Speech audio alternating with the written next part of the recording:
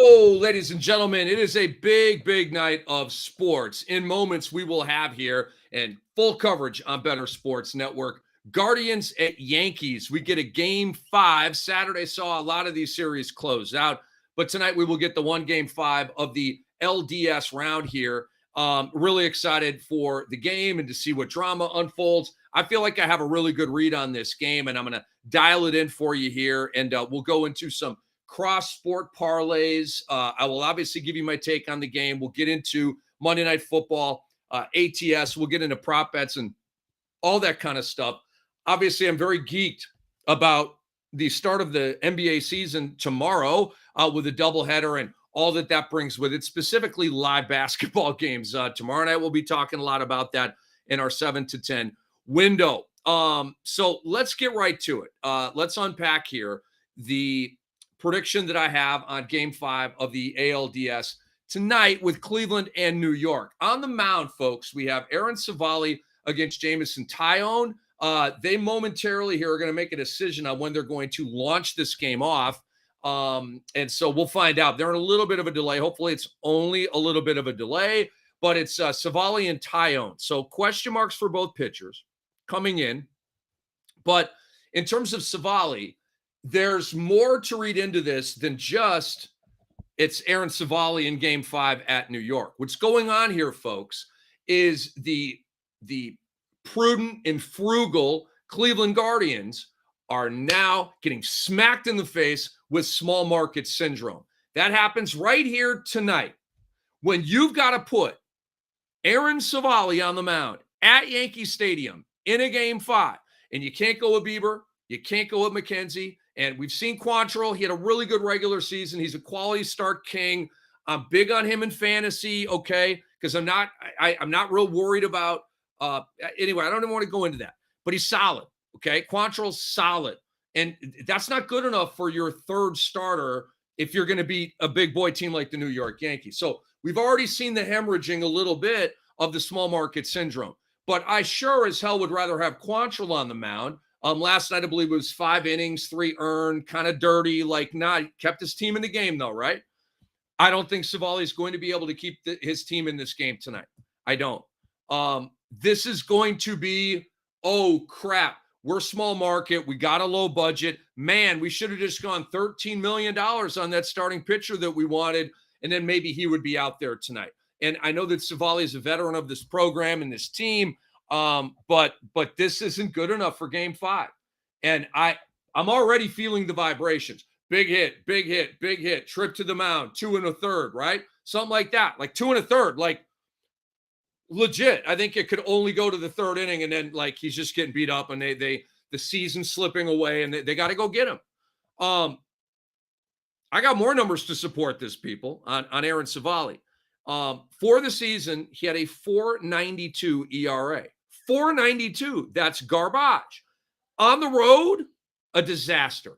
5.88 ERA on the road. For the year, this game's at Yankee Stadium, game 5 with a trip to the ALCS on the line.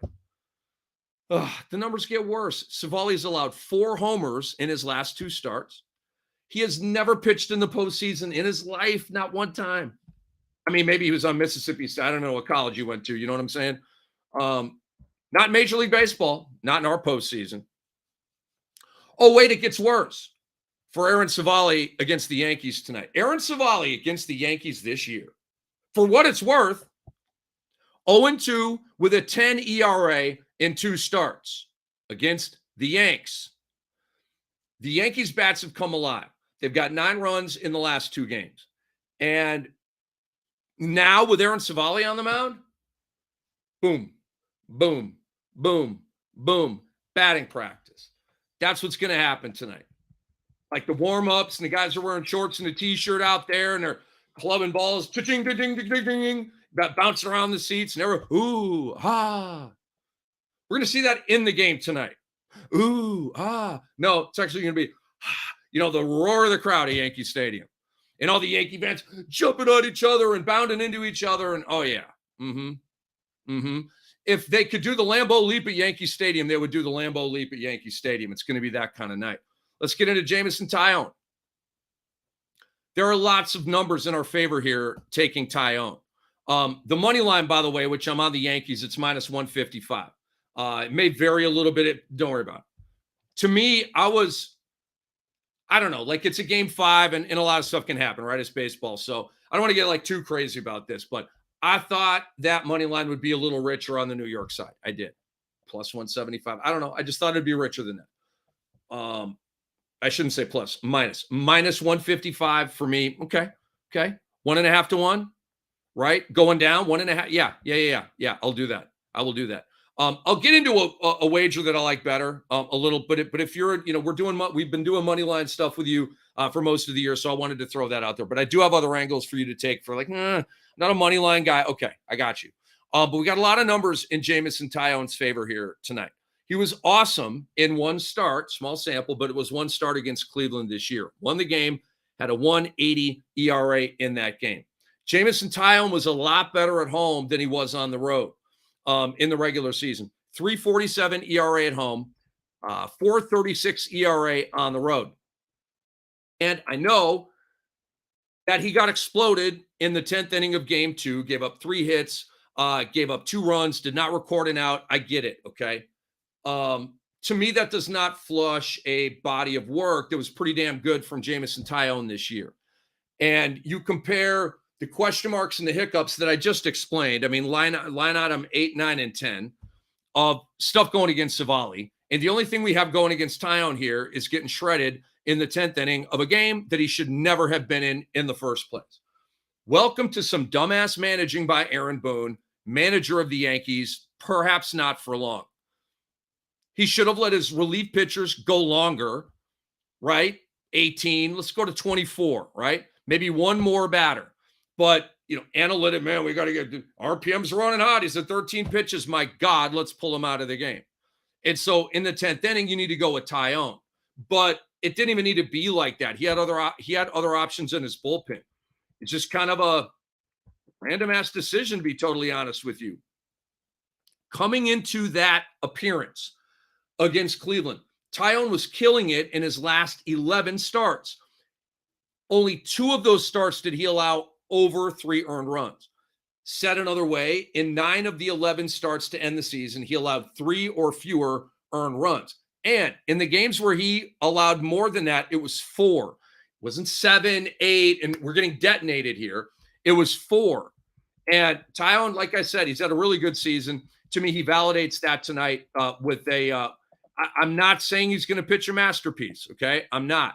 I am telling you that Jameson Tyone versus Aaron Savali is advantage us. So let's go ahead and giddy up on the New York Yankees and attack it that way. So I want to also talk about this. I believe this game is going to get away from Cleveland. Okay. And I believe that Cleveland's awesome story, and it is, ends tonight, perhaps in nightmare fashion. I have the Yankees winning this game, folks, by at least 3 runs. And it might be an 8-3 type of game. And on DraftKings and many other outlets, you have the ability to basically call your shot with the run line and get the odds that come with that. And so to that, I go to a cross-sport parlay for you here. The Los Angeles Chargers minus 4 points, and I'll get into my predicting analysis of that at a minus 110. That's one side of the parlay here. The other side is the New York Yankees minus 2.5 runs. And I feel better about it than that. I'm trying to be conservative here a little bit. All right. So they'll still need a closer. Right. It's still I don't know. I'm just trying to be conservative here. I could see 8-3. I could see 10-2. I could see 7-2. I could see a beat down at the Bronx tonight. I could. But I'm trying to be conservative here. Clippers minus 4, New York minus 2.5. They got to win the game by 3 runs. Okay. And so, you're stepping out a little bit, just law of averages wise, and it's baseball, and you're stepping out a little bit with that, not a lot. So it's minus 110 on the football, plus 235 on the Yankees minus 2.5. So the parlay pays out plus 539. That's where my head is at tonight. I do like the Chargers, and I'll get into my rationales. I do like the Chargers. I don't love the Chargers, but I like the Chargers. can we really love any wager? Isn't it kind of dangerous to love a wager? But I like the Chargers tonight -4, and I like the Yankees to do a number here on Cleveland tonight. So we're getting a +539 on LAC -4 and the New York Yankees -2.5. That's where I'm at. I feel like the Chargers have the Broncos where they want them, and I'll explain. And I feel like the Yankees have the Guardians where they want them, which is at home, trending in the right direction. Uncle Mo's in your corner. The other team is dealing with a lack of talent issue. Yes, that was a shot at Russell Wilson. Yes. It was provoked through some really, really terrible football. And to me, a mismanaged offseason where you let your dad turn into dad bod. Russell Wilson is Aaron Savali. Aaron Savali is Russell Wilson. They're targets tonight. They're not the hunted. They're the hunters. They're the targets tonight. So let's attack them and let's win some money off of them. I have a random betting opportunity for you right here. Just scrolling through DraftKings and looking at some of their stuff, I was like, I like that one. Kind of like a kid in a candy store, and when you come to the peanut M&Ms, stop right there. Let me have a handful of those. So the Yankees score first and win. I like this one. It's a +145. You're not getting rich off of this, but I like that. And if you share my confidence in the Yankees, I think it's some decent pop and some decent value on that at a +145. So it's essentially 1.5, times your money if that hits. And Cleveland could score first, and the Yankees could still win for sure. But I think the Yankees are going to get to Aaron Savali pretty early tonight. I do. And so I think they're going to put some runs on the board first, and I think they're going to win. So I like that one at a +145. Monday Night Football, here it is. Oh, boy, we've covered some ground here with the Chargers and the Broncos so far, haven't we? See, they got a weather map here. You guys aren't going to buzz kill me with this game. Mother Nature, you're not going to buzz kill me with this game, are you? Tarp is still on the field, folks.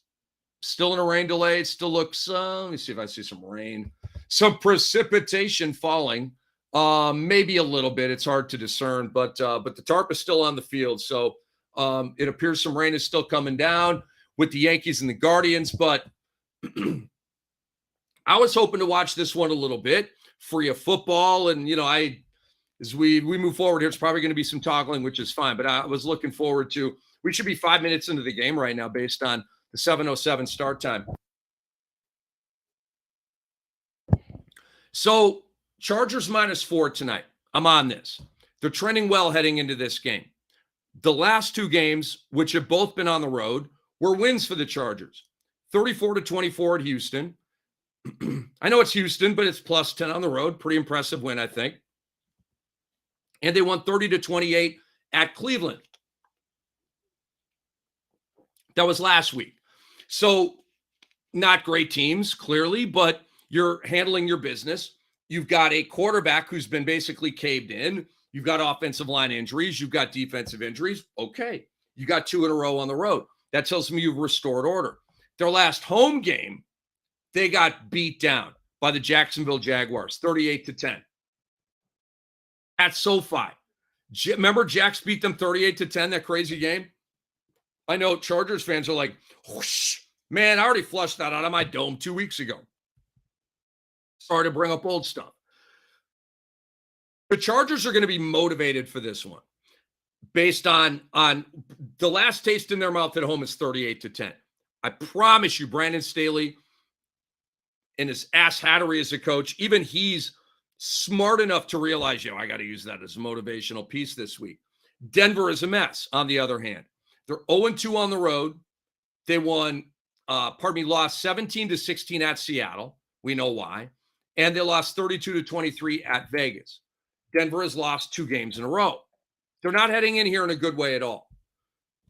If their coach were like more, who knows? They may whack Nathaniel Hack somewhere here midstream. Like, I probably already would have done it. If I were the governor of this team, bye. What's in your contract? $3.78 and some change here. Bye. Get out of here. I'm a billionaire. I don't care. Bye. Like I'm probably already moving on to my interim coach, like Carolina has with Wilkes. And God bless Wilkes, the Robbie Anderson thing. What a weird fiasco that was. As if life isn't hard enough as a Panthers interim head coach. You need all that going on. Russell Wilson is washed. He has the ability to unwash himself if he loses weight. Get on the treadmill, bro. Put the fork down.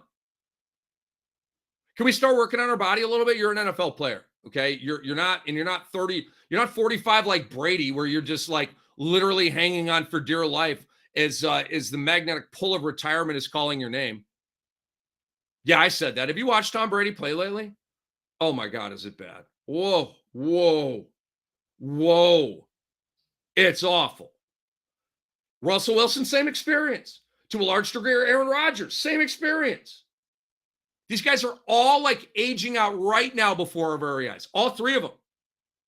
Coming into the year, top 5 quarterbacks. These guys are amazing. These guys, superheroes. These guys perform magic. Wow. Meet humanity. Meet mortality. Russell Wilson, Aaron Rodgers, and Tom Brady. Boom. Mortality sitting them right in the face this year.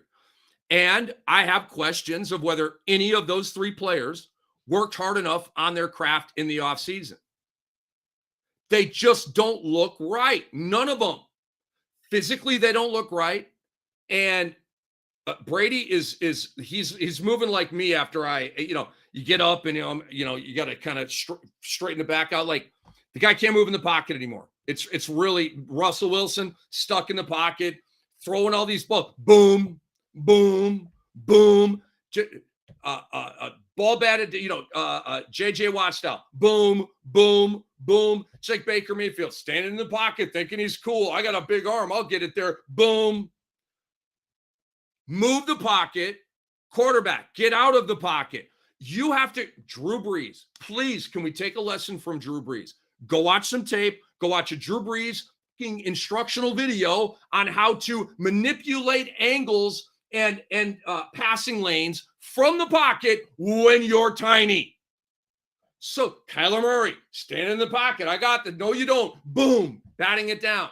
None of your God-given, unbelievable skills are shining through right now because you're stuck in the pocket. Same for all these guys. Tom Brady can't even move in the pocket anymore. If you breathe on him, I mean, he's like a lot of old quarterbacks. They just go fetal, take the sack. Doesn't matter what down. I just don't want to get crushed. I don't want to get killed out here. It's bad, man. It's very, very bad. What are we going to see from Russell Wilson tonight? Huh? Do you have faith? Do you have confidence? Have you watched the Broncos enough this year? If Russell Wilson goes out there tonight and kicks ass and performs, it will be a complete deviation from the body of work we've seen so far. It will be like, oh my God, this is what we've been waiting for. All I have to go on is what I see. We use that, put it through the filter, and it spits out a prediction on the upcoming game. I think I have a read on what I'm going to see tonight. Do I have that vision? Have I literally? No, none of us have. So what has happened matters a lot. And what's happened with Russell Wilson is, I'm not trying to be a hot take guy. My jury's back with a verdict. And Russell Wilson is guilty of being washed. It's not a hot take. It's born of analysis and evaluation and watching him his entire career. If he gets into better shape, he has an opportunity to unwash himself with me. But right now he's washed. Oh, by the way, Denver's torn apart by injuries. Torn apart. The running back room, the wide receiver room, the tight end room, the offensive line room, the secondary room, and the linebacker room. Did I leave any out? Oh, yeah. Russell Wilson's got that shoulder thing now. Sorry, I forgot the quarterback room. I think I left out the defensive line room. Okay. I think the defensive line is badass, too. I do. And it's healthy. Good for them. The hell's that going to win them, right? When every other room is like decimated with injuries. So I'm on the Chargers tonight, -4. And you know how I am with totals. Okay. Very definitive, very authoritative with a lot of my stuff. I will give you a take on the total. It is not an official prediction because I don't want you mad at me if this doesn't work out. Again, if we can't hit the over with Bills and Chiefs, what are we doing here? Like, to me, this is landmine, landmine, landmine, landmine. I need something where I feel like I got my hand on the steering wheel and I can weave it over here in this direction for an advantage and weave it over here in this advantage for a direction for an advantage. Anyway, it's 45.5, and I'm going over.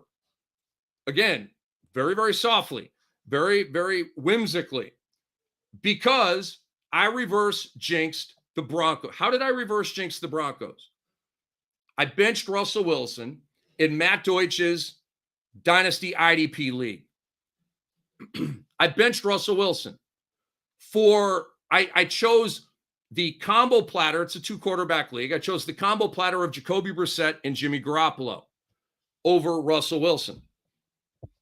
Why did I do that? Punishment. Might I punish myself with that if Russell Wilson has a big game tonight? Could happen that way. Could. I'm willing to accept those possibilities. But 2-3 coming into this week. I'm not in a good way heading into tonight's game.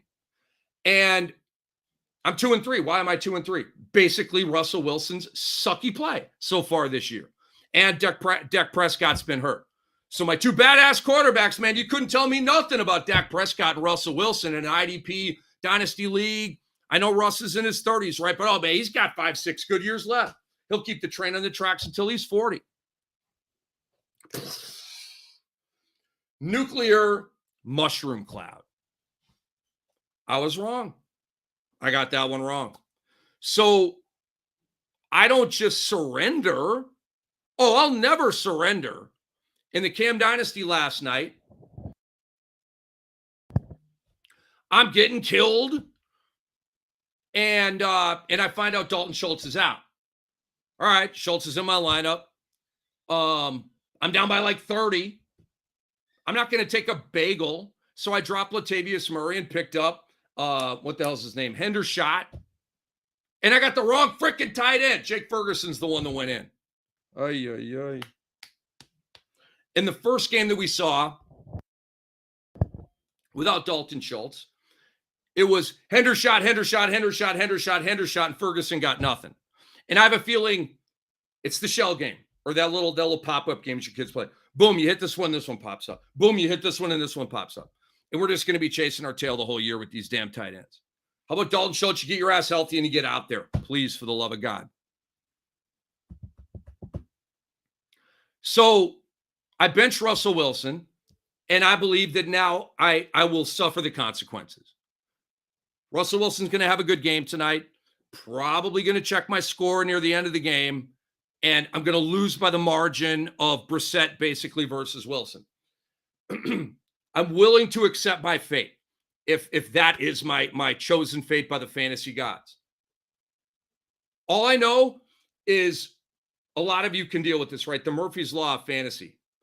When you drop a guy, then he goes off. Blake Snell this year for me in fantasy baseball. Literally a puke bucket. I drop him. He was Cy Young the rest of the year. Okay, it happens sometimes. I'm not dropping Russell Wilson. It's a dynasty league. But I benched him. It's the only recourse I have. It's his fault. It's not mine.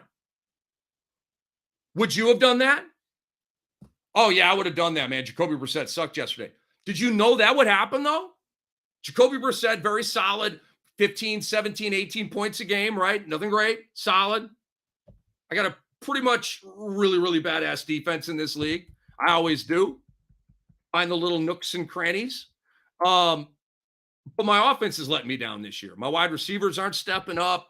I got issues on offense, man. But over tonight, because I reverse jinxed it, and I think Russ is going to play well tonight. It's also a great matchup, okay, for Russ and the Denver offense. The Chargers are tied for 29th in points allowed at 27.2 per game. There's one team in the NFL worse in that area than the Chargers. The Detroit Lions at 34 points per game allowed, which is atrocious. The Chargers have given up 27 points per game. That's a ton. Denver's defense is third in points allowed at 16 per game, but there's a home road split that's big time. They allow like 10 points per game at home, like 25 points per game on the road. I don't know. I have that somewhere in my rundown here. It's not right here at my fingertips, but here it is. Denver at home, 10.3, on the road, 24.5. Wow, right? I love home road splits, man. They tell a lot about a team, especially with small sample sizes like the NFL. So Denver at home allows 10.3. On the road, they allow 24.5. They're on the road tonight against Herbert and the Chargers, who are moving the ball without Keenan Allen, despite his injuries and despite offensive linemen being out, okay? So I'm on Chargers -4. I'm on loosely the over at 45.5. And I told you about Yankees -155. And I'm also on the parlay of Yankees minus 2.5 runs and the Chargers -4. And it's a plus 539 on DraftKings. Go out there and bang that. I can't play it. I'm in Florida. I can't legally bet on sports, okay? You can, however. Let's take a break right here. We'll come back with Kate Constable. She is amazing. She's going to talk about the NBA with your boy Cam from a betting standpoint, from a fantasy standpoint, and we're going to do that next right here. It's Rick Kamla on Bettor Sports Live.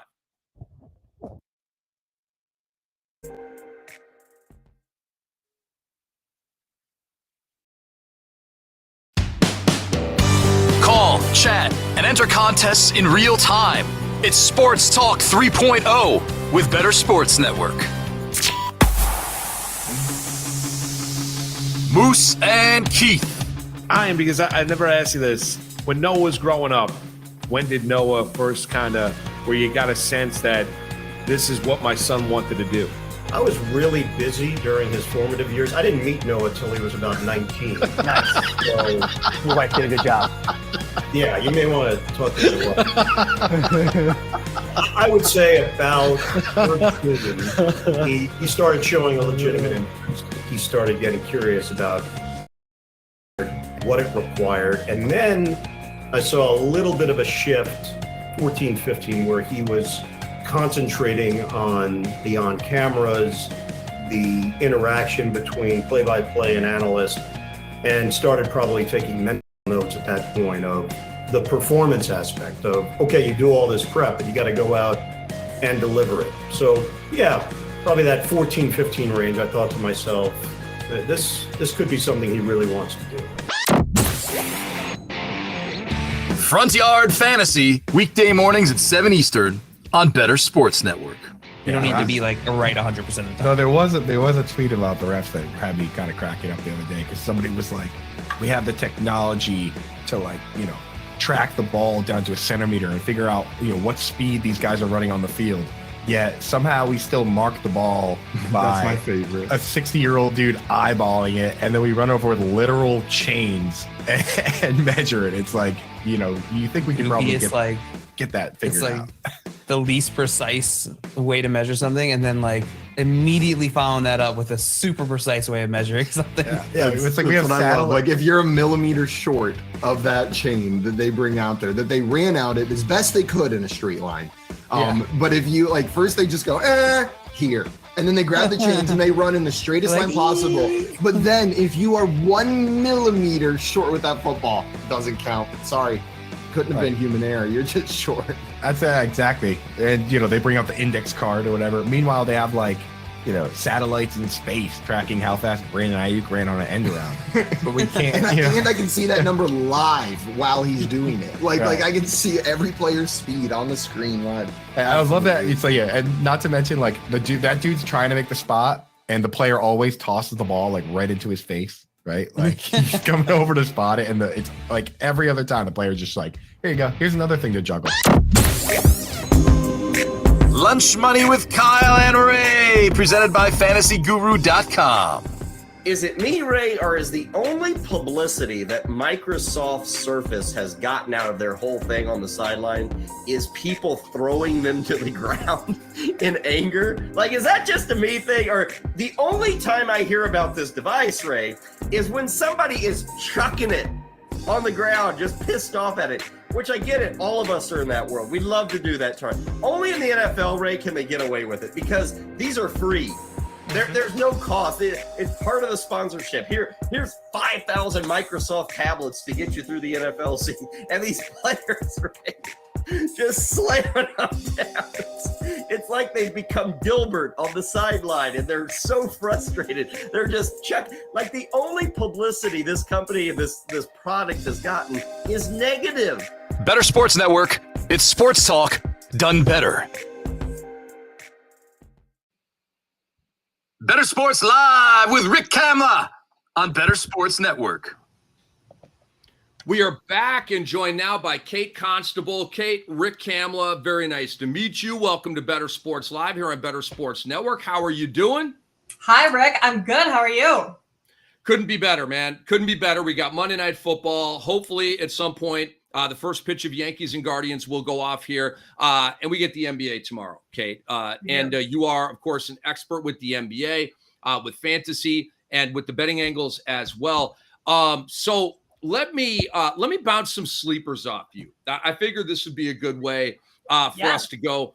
In terms of drafts are going on right now. I actually, Kate, have a draft at 8:00 tonight while I'm on the air. In all these games, it's going to be some play juggling. I don't prefer multitasking, but when I have to, I can. But some guard sleepers. I'm big on Cole Anthony this year. Are you also big on Cole Anthony over the Orlando Magic this year, or is he a guy that you're leaving alone? No, I like him a lot, and I think he takes another step forward this year. Just the confidence that we saw build with him from last season, I think that carries over. And from the stuff he said this offseason to the media and whatnot, he's very confident in himself. So I think that's a great pick. I interviewed him, Kate, last Wednesday at Magic training camp for NBA Radio, my day gig, and he's the third best interview in the NBA. What can I say? This guy's personality is off the charts. Behind Draymond and Giannis, I think they're 1 and 2. And with Cole Anthony, I asked him where the personality came from, and he said, I sure as heck got nothing from my parents. A total shot at Greg Anthony, who I worked with for years at NBA TV. And he goes, I got none of this from my dad. And I thought that's absolutely hilarious, right? To completely like mud stomp your dad like that. Do you find that funny? I found it hilarious. I've got something for you. You might find this funny. I didn't want to just put you on blast here, but I used to be an intern at Turner for NBA TV, and I put together some research packets for both you and Greg Anthony. And so you gave me some really good advice back in the day. I'm not sure I can say some of the words you used in that chat we had, but we've met before. I've met Greg Anthony before. And so I can confirm that. I don't think he got any of that from Greg Anthony, right? So you can't take me anywhere. That's the theme here. What? That's what we're getting at. Oh my God. Off the air, of course. But I like I always say, I do like using cuss words. I do. I try to eliminate the profanity here. I've thought of it before I go on air sometimes, because you said that's what you do. And so it helps kind of pump you up and get you in the zone for things like this. Certainly does. A lot of people ask me, do you ever cuss on the air? And I amazingly, I'm like, no, you almost do. Stream of consciousness. All right. But it's not like, oops, I just said the F word. It's like a weird thing with, we just our brains. You gotta separate both worlds. Yeah, and it's like such a no that it's just implanted in your brain is no, don't go there. Let me bounce another fantasy basketball sleeper off you here, Kate Constable. Isaiah Jackson, the shot blocking big man with the Indiana Pacers. I have him on basically every one of my teams. I'm drafting him like 2 rounds before. I did a Yahoo draft last night. His ADP was 127. I'm like 127. I was at about 100, 105, 110. And I was like, boom, that's the zone. Because to me, he's just a guy that I don't want to get sniped on. And so when I've got that target guy, I just go ahead and take him a round or 2 above where everybody else is. So I make sure I get him. But where are you at with Isaiah Jackson? I don't hate that pick. I mean, he has a lot of minutes, and on this Pacers team, his production has got to go up because of the talent that they have on this roster, which unfortunately for Indiana fans is not much this year. So I have not thought about taking him yet, but that's actually something I might consider. Okay, so I'm enlightening even you to a sleeper. I like it. I like it a lot. Why don't okay? Let me bounce one more off of you, and then let's change it around here. You bounce a couple redraft sleepers off of me. James Wiseman is the other guy that I want to hit you with, and I'm not expecting huge numbers, right? Okay, we're talking sleeper time. I know he's going to play half the game, and Looney will start and that kind of thing, but I don't know. I feel like he's a dude in like 22, 23 minutes, kind of like a Mo Bamba, what he did last year. Like even in like kind of a small minute situation, he can still put up usable numbers for us. Are you feeling Wiseman? Yeah, I could get it. I could get on board with Wiseman. He's definitely one of those players that is going to develop throughout the season and could have a breakout game at any time. So again, just another guy who's going to have solid numbers throughout the season, not going to wow you too much, but is going to give you a consistent a number that you can bank on consistently. So yeah, I agree with that. Okay, so bounce some sleepers off of me, and we'll see if I'm feeling whoever you want to bring at me. But let's try to help the people drafting tonight, tomorrow night. Maybe some of these people already have these players on their team, and now we're giving them the little tickle. The coochie coo, because they hear that their guys are being talked about here, which is valuable. It is. The coochie coo is pretty valuable, but bounce some sleepers off me. All right, what do you think of Zaire Williams in Memphis? I tell you what. I don't want to say where I think your head is at. Like so kind of flesh out your rationale a little bit, and I'll tell you if I'm feeling that. Well, I just think his role is going to grow this year, especially with D'Anthony Melton gone, because Melton was kind of the bench guy for Memphis. And with him not there, I think Williams is the next player to step up and kind of run that second unit. Bingo. I like it. I do.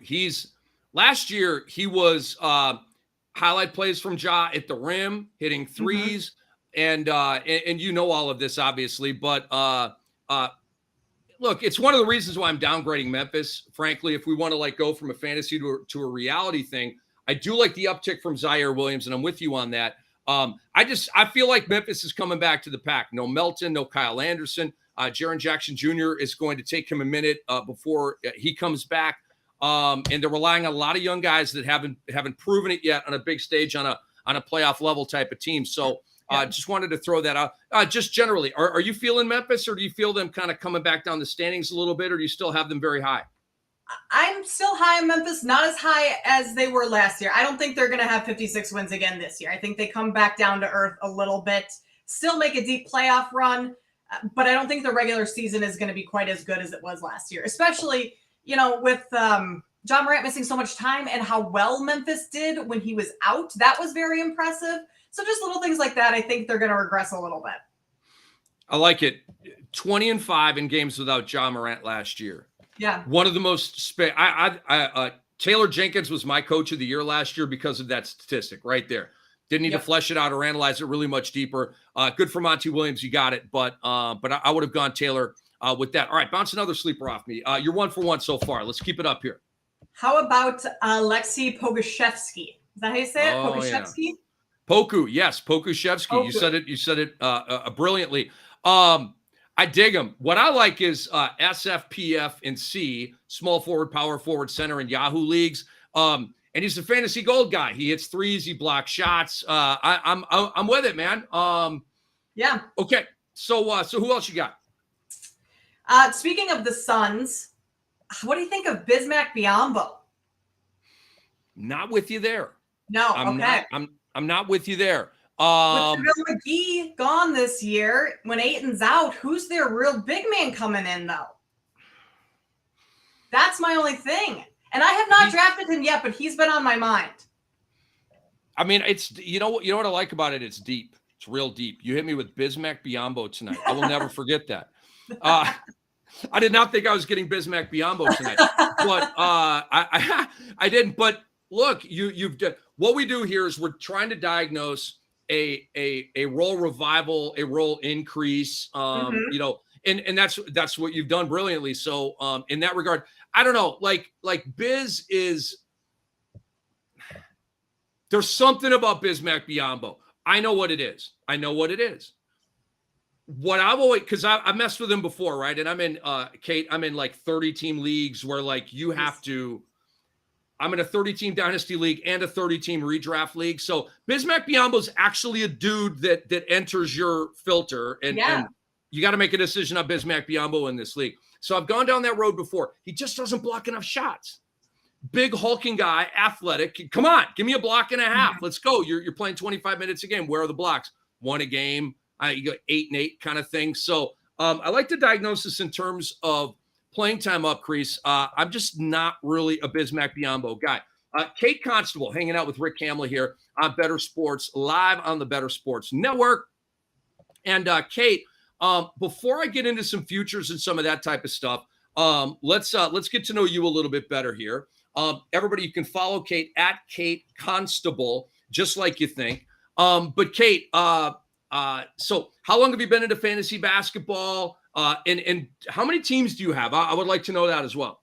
So this might be a little surprising to you, but this is my first season actually doing serious fantasy basketball. So dabbled it a little bit in the past, but I'm not an expert at this by any means. So I hope I'm at least making sense to you with some of these picks. Absolutely. Absolutely. No, I look, your knowledge is fantastic right now where it is, and it will only grow from here. So, let's get to some futures here. It's Rick Hamlett, Kate Constable, hanging out with you on Bettor Sports Live. So, Kate, in terms of some NBA futures, I have a big Luka Doncic opinion this year.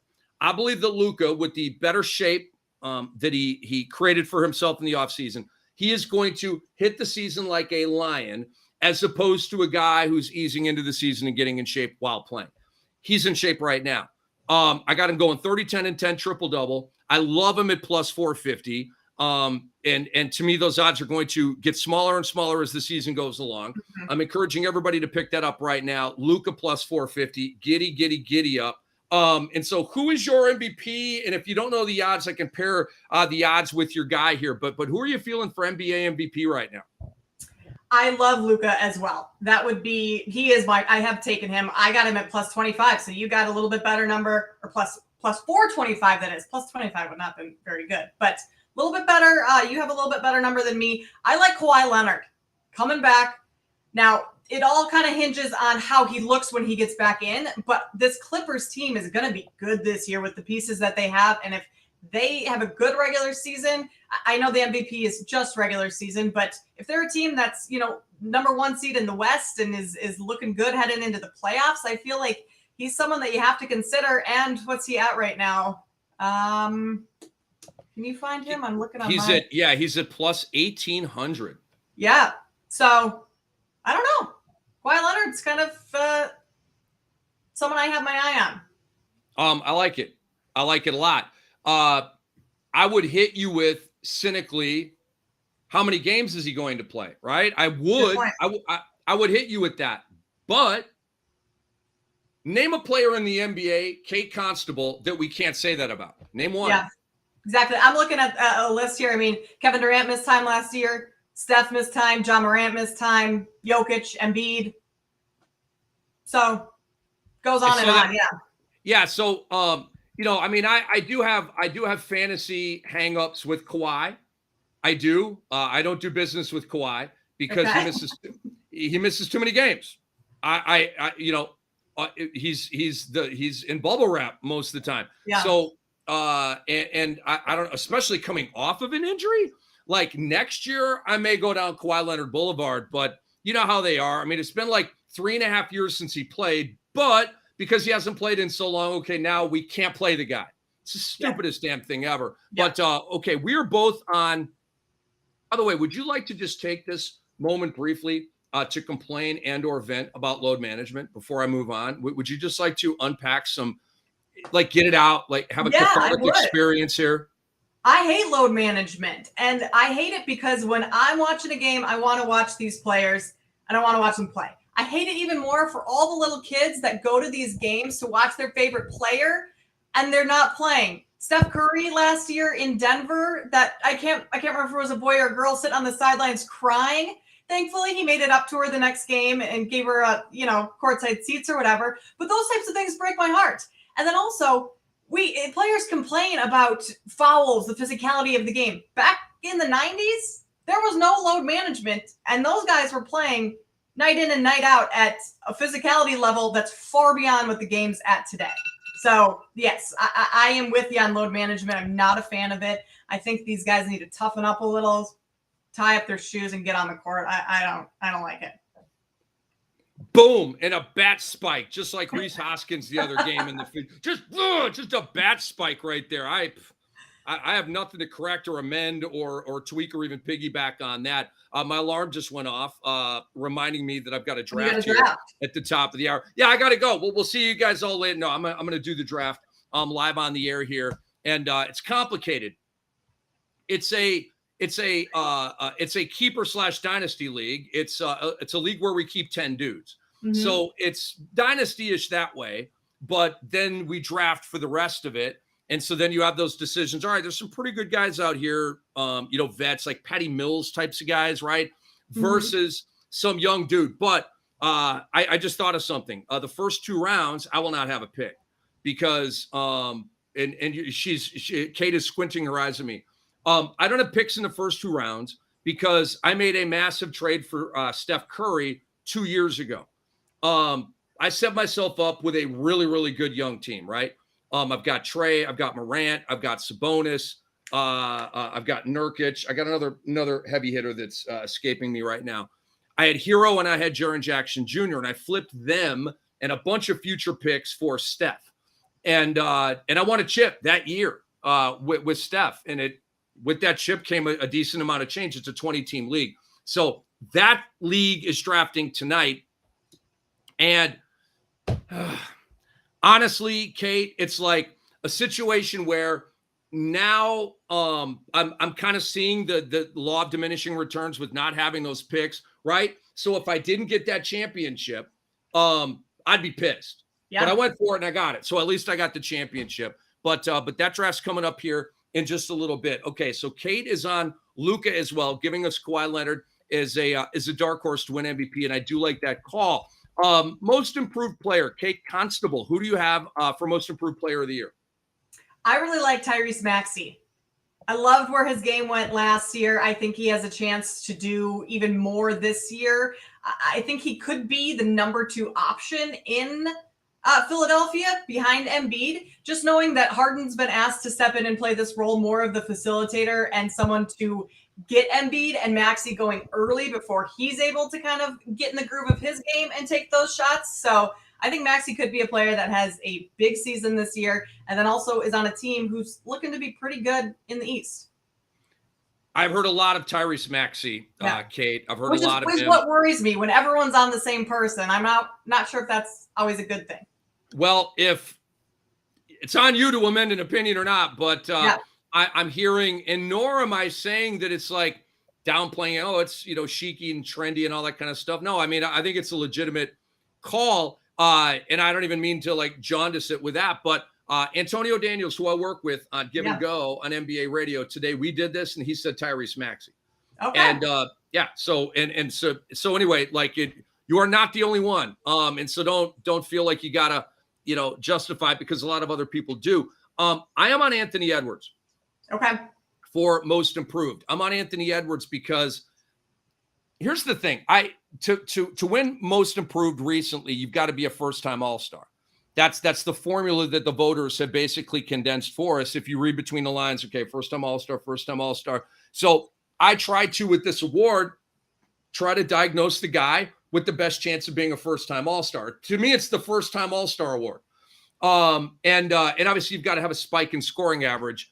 Yeah. And so we'll see all the guys going, he went from 8 points a game up to 17 points a game. Here's the thing. It's a nice story. That guy ain't winning most improved if he doesn't make the All-Star team. So I believe that Anthony Edwards has the best chance to make the All-Star team of the guys that we're talking about here. And my thing with Maxey, and maybe you can play some tennis on this. My thing with Maxey is that he might be an All-Star. I can go down that road, I think, quicker with you than I can the increase in scoring, right? Like, help me out with that because you got Harden, you got Harris, you got other mouths to feed. Of course, you got the big fella. And then you've got Maxey, who has felt like kind of a blend-in player, right? Kind of a get-in where he fits in type of guy. And so, but do you see him becoming more of a prominent dude and maybe Harden taking more of a back seat? Is that kind of how you see it playing out? That's what I'm thinking headed into the season right now. Yeah, but listening to you talk about this and this kind of being the All-Star award, Anthony Edwards, I think, is more of an All-Star than Tyrese Maxey right now in his career. So if that's what you're looking at, then I think Anthony Edwards would be a very good choice there, because if I had to take Edwards or Maxey for the last All-Star spot, I would probably take Edwards. So it's Kate Constable hanging out with Cam here. So let me let throw a couple of wagers at you here, and then bounce maybe one or two off of myself. Anthony Edwards. Last I checked, these numbers are like fresh, like maybe a couple days old, but I did not get these numbers today, I'll admit, off of Vegas Insider. But Anthony Edwards, a plus 900. I freaking love those odds. He's a chalky guy, and he's at a plus 900. And then Evan Mobley is at a plus 4,000, and the odds are tremendous on that versus, I wouldn't say it's likely he wins the award, but the realistic possibility he wins the award versus 4,000, which is basically saying you have no freaking chance of winning the award. But the concern I have with Mobley is the same concern I have with Tyrese Maxey. And it's, I can go down All-Star road quicker than I can. Where does the stat hike come in the scoring column when you add a Donovan Mitchell? So that's my hang up with Evan Mobley. But I still do like, I don't want to confuse anybody listening. I still do like that as a long shot. You got to understand it's a long shot, but that's my hang up and why I'm not just like calling Evan Mobley as my winner of this award. Was there a better two on the board that caught your eye, Kate? I don't think so. I would say if you're looking at Evan Mobley, I would almost pick him for Defensive Player of the Year, because that's where he might shine this year. I mean, he was fantastic last year as a rim protector for the Cavs, and that's kind of how their defense is based with those twin towers there with him and Allen. So I would take him in Defensive Player of the Year before I would take him in Most Improved. I think, to your point, Donovan Mitchell being with the Cavs now, what's Mobley's offensive production going to be like? How are they going to use him when you have now these two capable guards of creating shots for themselves? So I think you made an amazing downshift right there. Evan Mobley, again, as of a couple of days ago, per Vegas Insider, which is a consensus of all the books, Evan Mobley at a plus 2,200 for Defensive Player of the Year. So you like Mobley at a plus 2,200 for DPOY more than Mobley at plus 4,000 for MIP. Am I getting you correct on that? Yep. Odds are a little shorter, but I think the chances are better, which is exactly what odds tell you. I like it. I like it a lot. Before we let you get out of here, Kate, I'm curious. Hopeful that we talk a lot this year. I'm curious. Yeah. We got to get this established right now. We got to get this on the record, as they say. Who do you have winning the championship this year? You might be able to guess based on my MVP, but I have the Clippers this year. Aha, talk to me. If they can stay healthy, and that's a big if because of Kawhi Leonard, Paul George, that team. But I think they're going to be a solid team in the West this year. I like Reggie Jackson at the starting point guard, and I like John Wall coming off the bench, at least early in the season, because Wall hasn't played in 500 some days. So to put him in the game early, I think it's smart for them to kind of ease him back in and have him run that second unit. And if you have John Wall as your starting point guard on your second unit, you're not going to be giving up too many points or blowing many leads with that second unit in the game. So I think that will definitely help them. And I have some faith in them. I like everything you're saying right there, Kate. The Clippers are, and I'm not even saying this like a, kind of like that way, but they're pretty chalky. They're third right now, right? You think, yeah, third on the chart right now at a plus 660. The Celtics somehow amazingly are still number one. I can't understand that. Thank you, Kate. I have been like that. all off season, not all off season, but since all the drama has hit and all the injuries have hit, I'm like, when is Boston going to fall off of the top of the Vegas board to win it all this year? That was kind of like the Nets last year. The Nets were on top all of last year, and they couldn't win a home game. Great point. They were. They never adjusted. It was like they have Kevin Durant, so they're foolproof from any line adjustment at all. Yeah. It's so funny to hear you yelp about that, because I've been like, we had a guy on from Vegas Insider last week. He was terrific. And I'm like, I'm not even trying to bang on you guys, but like, and it's not even your fault. This is a consensus of all the books. Okay. But really Celtics still number one. No. And so I've got Boston, Kate. I did this today. Where is that? I've got them 6th in the East. 6th. Right. So that would make them, I don't know, maybe like number 10 in terms of winning it all. Like there's, I just don't get that. Like, to me, that's bad money. No. The odds are good, plus 575, but no. Too much turmoil going on in Boston right now for them to be that successful. Way too much. So let me get this straight. Their coach makes the mistakes that he made, and they're replacing him with a guy that's never done it before. And you don't have Robert Williams, and Gallo got hurt, and your bench is full of guys like Luke Cornett and Noah Vonleh and Peyton Pritchard. And I'm supposed to think that you guys 8 months from now are going to hoist the gold ball and drink champagne and wear ski goggles and have a parade. Yep. What, I mean, do I need a frying pan upside the head to wake up from this dream? What is going on here? I just do not understand. But Kate, I had a blast with this. I really do. I really did. Hopefully you did as well. And I look forward to more chats during the year. Enjoy opening night tonight, Kate, and we'll talk very, very soon. Sounds good. Thanks so much for having me, Rick. Oh, my pleasure, man. My pleasure. That is Kate Constable right there, folks. Give her a follow on Twitter at Kate Constable, just like you think. That's Kate with a K, Constable, just like you think.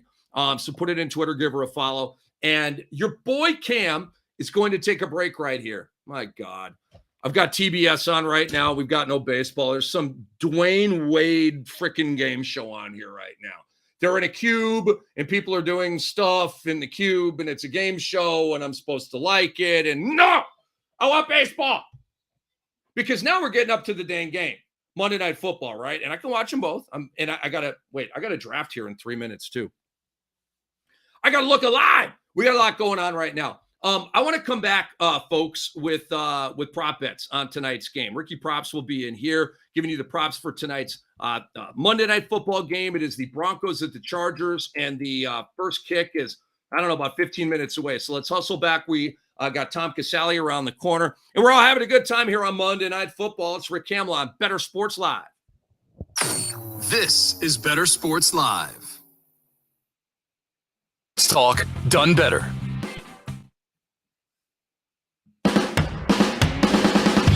Bettor Sports Live with Lisa Ann and Rick Kamla. That's 7 p.m. Eastern, 4 Pacific. We've talked about this. It's you're not into that to the dynasty thing. I don't, dynasty is like a long-term relationship, and that just is really tough for me, Rick, I understand. It is such, and then when you say the two things that you say that probably scare me the most is a 14-team dynasty. Then I'm like, oh, this is a now complex relationship that requires a lot of my attention. And a dog that you don't like and all of that stuff, right? Lunch Money with Kyle and Ray. Weekdays at noon Eastern, presented by FantasyGuru.com. I wish they'd get rid of instant replay. I think it's damaging to the sport. I just don't like it. They will never get rid of instant replay on the broadcast. We demand it, and that's why. Remember, replay kind of rose out of the fact that people would sit at home and say, "Why can't they look at this? Why can't they see it? I get to see the replay, and I know it's wrong. Why don't they get it?" So that said, okay, we'll have replay. Ray, we're never going to get rid of replay. No. Like you couldn't say, "Hey, the NFL will get rid of it, but we're not going to show it on broadcast." What if the NFL said, we'll get rid of replay, but we will not show any instant replays at the stadium? Would you be okay with, like, you'd still get them at home, and you could still yell at the TV, but the ref can't hear you there. Right. Like, I feel part of it is they have to have replay because the millions upon millions of people watching the game have replay. So, like, you can't not have replay when everybody else has it, but the guys making the decisions don't have it. Like, you gotta have replay. It's impossible. It is impossible. It's just my dream. It doesn't help. You need to get better dreams, Ray. That's not really like it doesn't help. That's the thing. If we use replay and it creates as many questions as answers that it solves, what's the point of it? Well, it's not going to change, Ray Flowers. You're going to be an old man still yelling at the replay cloud. Bettor Sports Network is betting, fantasy, collectibles. It's sports talk done better.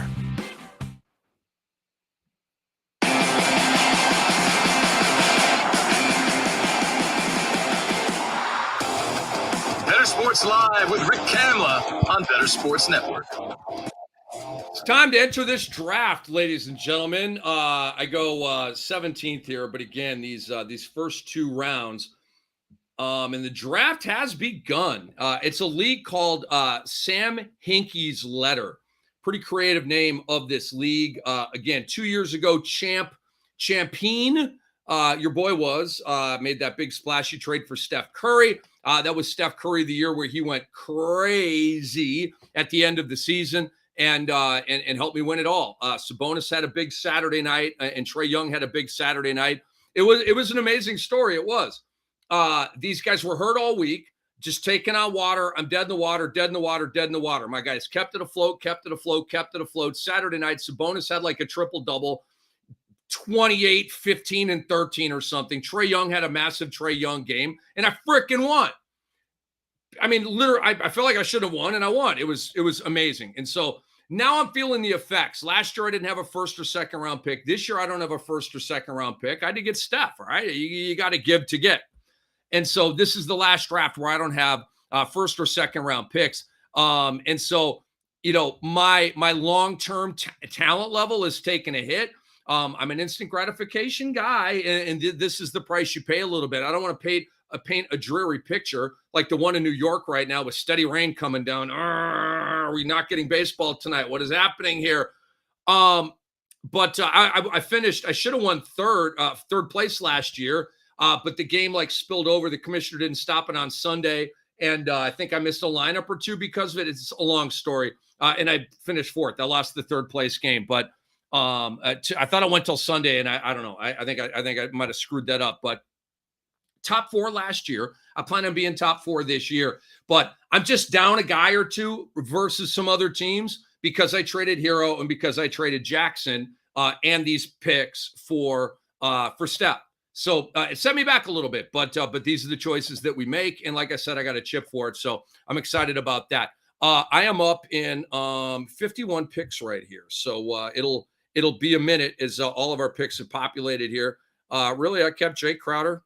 He doesn't have a team right now. It's a little weird, but that's we keep 10 dudes. It's not a true dynasty. It's a keeper league, but we keep 10, so it's more dynasty league than anything else. And Jake Crowder, there it is. I kept him. He doesn't have a team, so I'm going to need a different 10th man. Anyway, Ricky Props is up in here for Monday Night Football, and Ricky Props has been getting beat up. Full transparency. Had another tough Sunday. 2-4 with my 6 prop bets for you. We're down to 55% on the season. 51 over 41. So still liking the full body of work. But I feel like I've been on, but the players have been off. But anyway, we will try to get back in a winning way here tonight with number 1, Justin Herbert. And we are going over on his passing yards at 265.5. Here's the flow for Justin Herbert. Passing yards this year, 279, 334, 297, 340, and 228. We're over this number in 4 of the 5 games. And we're very healthy, blowing this number out of the water in 4 of these 5 games. What happened last week in the 228-yard game that Herbert had that's well under this number, and that game was at Cleveland last week? Here's what happened in that football game. Here's why that's a major outlier, and we can't let that paint our outlook for this prop bet.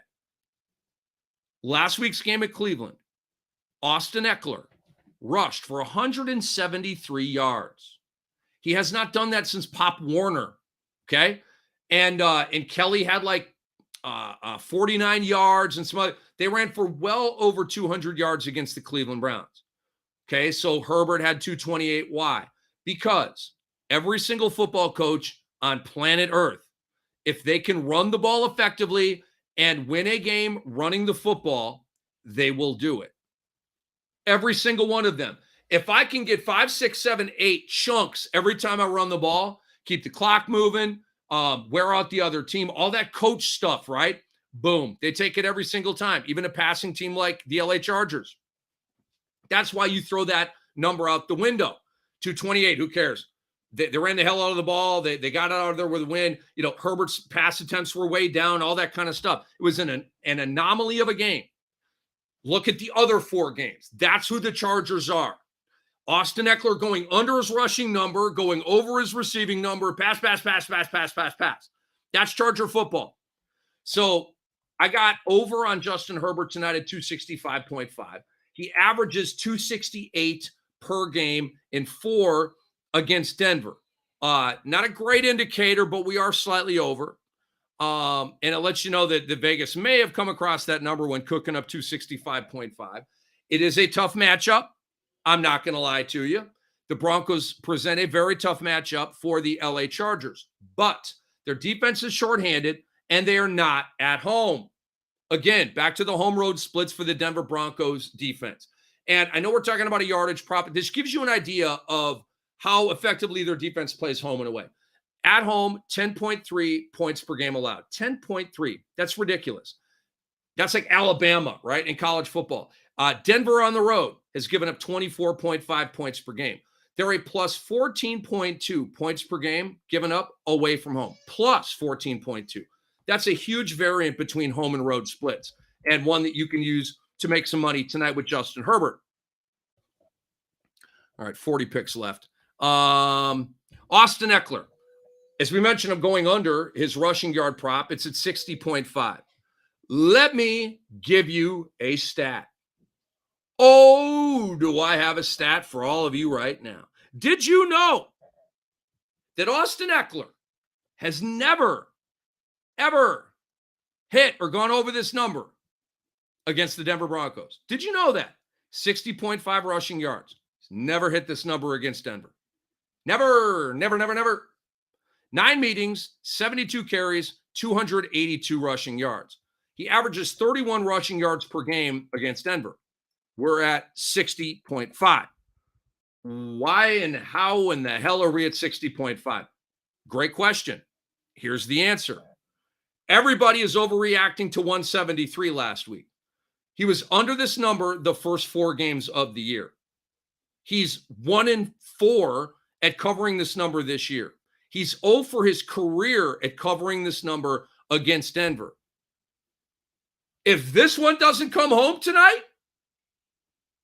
then there's just some forces working against us, man. And I don't think that's true. I take it back, right? But if he's never hit this number in his career over 9 meetings, come on, man. That's not 2 or 3 games. That's 9 meetings. That's a career worth of going under this number. Again, if it doesn't hit, I think it's going to hit. If it doesn't hit, it's on Eckler. It's on other stuff. When I find out numbers like this, boom, bang, bang, step out, units, bang, bang, bang. All the alarms go off in my head. That's how Ricky Props rolls. I'm 37 picks away from a pick. I don't think I'm going to like who's left on the board after 37 more picks. It's a 20-team league. Cortland Sutton, Ricky Props proclaims, will go over his reception prop tonight at 4.5. Here's his target flow this year: 7, 11, 10, 7, 11. Here's his flow of catches: 4, 7, 8, 5, 5. He's over in 4 of the 5 games this year over that number. The one game he was under, he was right on the number minus a hook. We know he's going to have the ball thrown to him. Why did the Broncos lose to the Indianapolis Colts last week? Because Russell Wilson did not look all the way over to the right and see KJ Hamler wide open, jumping up and down, screaming at him.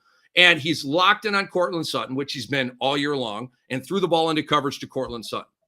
Will he eradicate that? Will he suddenly throw to Cortland Sutton fewer times in this game? I doubt it. I really do. First of all, they don't have a lot of other options to throw to, but Russ feels comfortable with Sutton. And whether we criticize Russ or not, that doesn't mean anything to him. He doesn't give a damn. He's going to continue to do what he does and what he's comfortable with.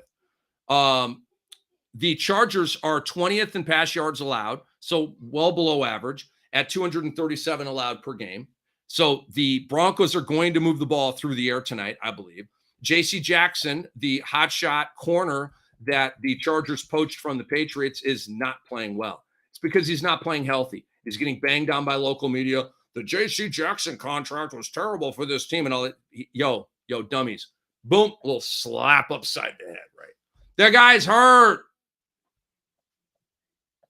He's out there playing. Like some guys, like they're out there playing like Russ. I'm not going to let him off the hook that way. He's in full practices, all this kind of stuff. J.C. Jackson injured an ankle. He's a cornerback trying to run with dudes. Okay, like I understand. Maybe that injury is sapping his play just a little bit. All right, Ricky Pipes is going to take a break for 1 second. Cam is back in here. I want to look at some of these comments, man, and start conversing with the people. See what you all think. Let's see who's in here first. Dave Poland, what up? Bettor out, what up? Heavy T in here. Good to see all you guys. Bettor Boss in here. Bettor Boss is on the 2-team parlay that I gave you. Chargers -4 and Yankees -2.5. I think the Yankees are going to either comfortably win or blow out the Guardians tonight. So Chargers -4 and the Yankees, it's basically -2.5. And it's plus 539 odds. Plus 539. I'd like to play it. I can't. I'm in Florida. We can't legally bet on sports down here. Oh, Dave Poland says, Rick, will you retract your Chiefs Super Bowl prediction? Wash, rinse, repeat. Third time is the charm. Dave, that's hilarious. It is. Bah ha ha ha. Like I'll give you a laugh here. It actually is hilarious. That's really good work by you. But no. I am not. There's no more mulligans. There's no more retractions. No more nothing. The Chiefs are my championship prediction. If it doesn't work out, it doesn't work out. And we'll all move on with our lives. But that's it. There's no more amending it, no more bending it, no more changing it, no more. Nothing. Yes, the Chiefs lost to the Bills. And I was on the Chiefs to win that game. Wrong, sorry. And I'm on the Chiefs to win the Super Bowl. We shall see. What I can tell you is that the opposite of what I thought was going to happen in that game happened. I thought Josh Allen was going to have the squeakiness and the chokiness, and it turned out to be the other guy, Pat Mahomes. Some of these throws, man, like, I don't know. Like, it's hard to bang on the guy when he does all these, like, laissez-faire, matter-of-fact, sidearm joints and all this kind of stuff, and it's a viral highlight, and then when he throws it with the same kind of manner and it ends up being a game-ending interception, it's like, I guess we got to take the good with the bad, with the sort of, I don't know. It's his style, but like in a moment like that, it feels like,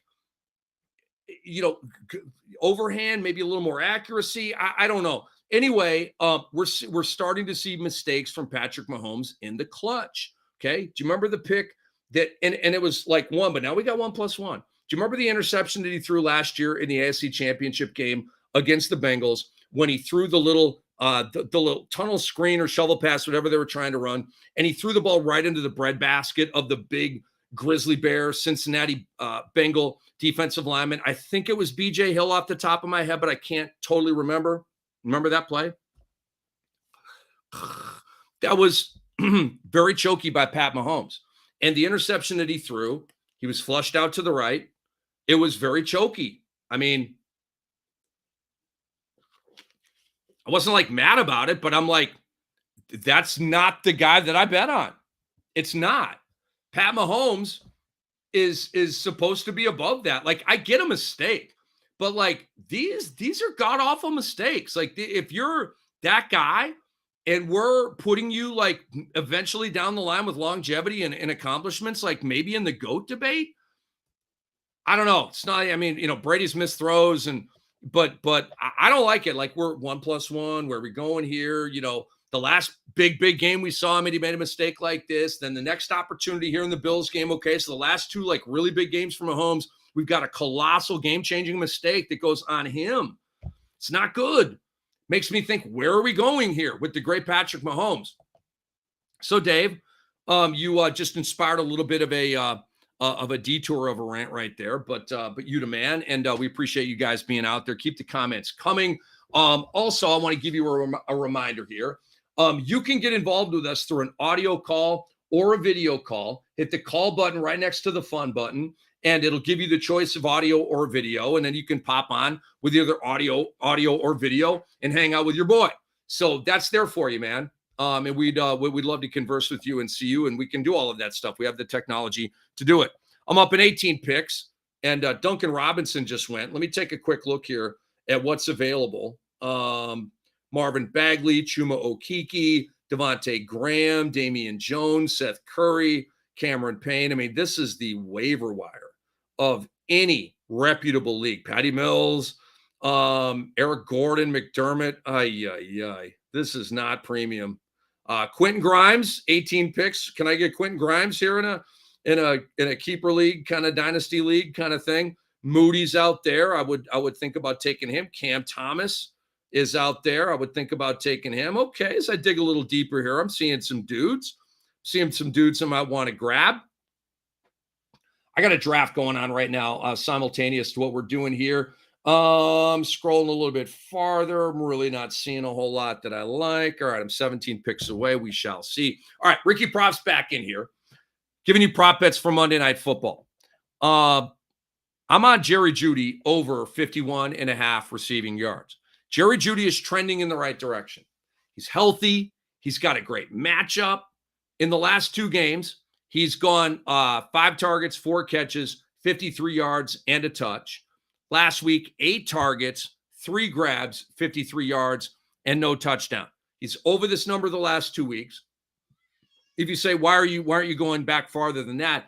Injuries to him and sort of Denver having Sutton and Jeudy, and it's a good sample of kind of what they do when Wilson and Jeudy and Sutton are all humming and up and healthy at the same time. And obviously Sutton is getting more than Jeudy, but Jeudy is doing solid wide receiver 2 type of stuff. He's a big play guy, Jeudy is, so he doesn't need a lot of targets or catches to hit this number. He could go 2 for 55, 3 for 60 kind of thing. So I'm not really that concerned about target share or the reception total because I know he's a big play guy. 51.5 here against, as we said, a lousy pass defense is good money for you. Over on Jerry Jeudy at 51.5. I'm feeling a mini breakout from Russ tonight, like we said, because I benched him. So in Matt Deutsch's IDP Dynasty League. So I feel like because I benched him for the combo platter of Brissett and Garoppolo, that, of course, it's going to come back to bite me tonight. So it's a whimsical, farcical angle that I don't want you to really put much investment into. I'm just kind of having fun with you guys. But I'm feeling like a low-key semi-mini breakout from Russell Wilson tonight. Bah-ha-ha. And we mentioned the Chargers' pass defense there. Mike Williams, let's talk about him. Stud wide receiver for the LA Chargers. I am over his reception total at 5.5. Check out these numbers in the last 2 games for Mike Williams. These are the stats to focus on because this is all about target share without Keenan Allen, who will not play once again tonight. Last 2 games, Mike Williams, targets 11, catches 7, yards 120, no touchdown. Last week, 13 targets, 10 grabs, 134 yards, no touchdown. He's got 24 targets and 17 catches in the last 2 games. And we're trying to go north of 5.5. Now, you've got Surtain on the Denver side, and I understand this. And he's an absolute stud, and we're going to see them silhouette this matchup, in this game tonight. We are. But the reason why I like Williams is because of the target share. And I'm not on his touchdown number. I'm not on his yardage number. I'm on his reception number because I feel like the target share is going to be there. He may not turn any of those targets into a big play. But if we get 6 and 65, 7 and 70, not a big game. Okay, we can see that with Surtain.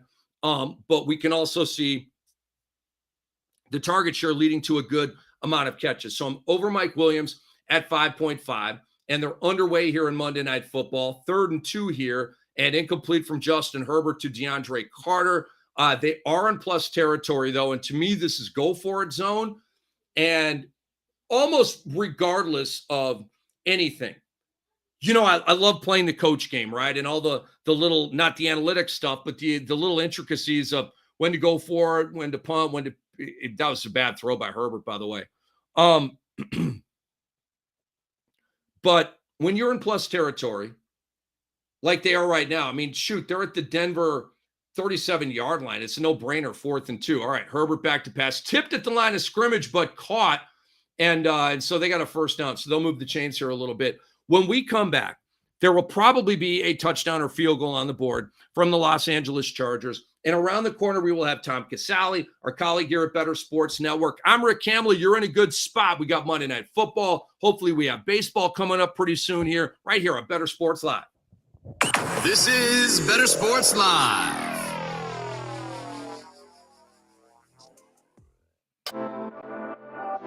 It's Moose and Keith with Mark Malusis and Keith Irizarry. Moose and Keith with you. Let's welcome aboard right now, Iron Eagle. One of the great stories that I have from doing notes on a plane, and you always get people looking over.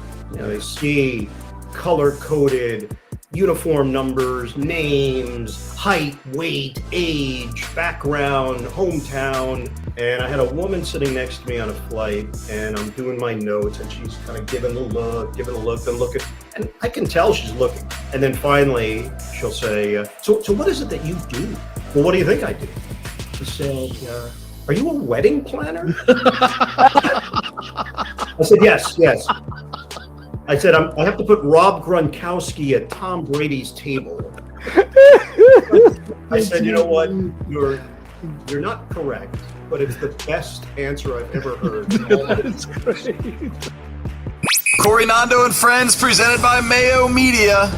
Fantasy Life Fantasy Executive. It's going to be a football life. The fantasy executive is probably going to be the best football life ever. And who'll be the guest? Everyone who was on yesterday, basically. Yeah, everybody that's on yesterday will be the guest. Scott Engel, you know what I'm saying? Adam Roden. Yeah, everybody, those people. Because what Nando, obviously you'll be there. You know what I'm saying? We'll go to the GST and shoot some scenes. You know what I'm saying? That'd be nice. We'll shoot some scenes in Midtown Manhattan. Antonio Brown can be on my football life, That'd right? be nice. Because that's a big part of my come up as a fantasy analyst. Everybody, the football life, the fantasy executive is going to be for the people. When they do the football life on the fantasy executive, I'm going to be hands on. Good. Yeah. You talking to you.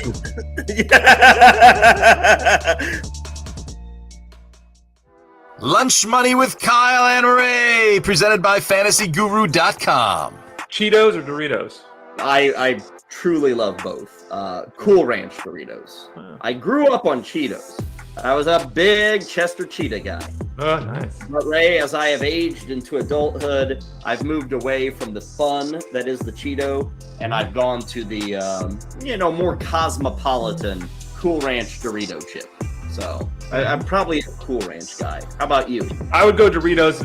I don't like Cool Ranch. The traditional, original, regular, whatever it is really good. But my favorite's actually the sweet chili, the purple bag. Oh, it's delicious. It's fantastic. Yeah, the one that sucks, and I think we can all agree on this one, taco. Yeah. I know a lot of things, and I'm perfect at a lot of things. My Dorito trivia is a little shaky. Okay. A little shaky, but I think taco is the first flavor.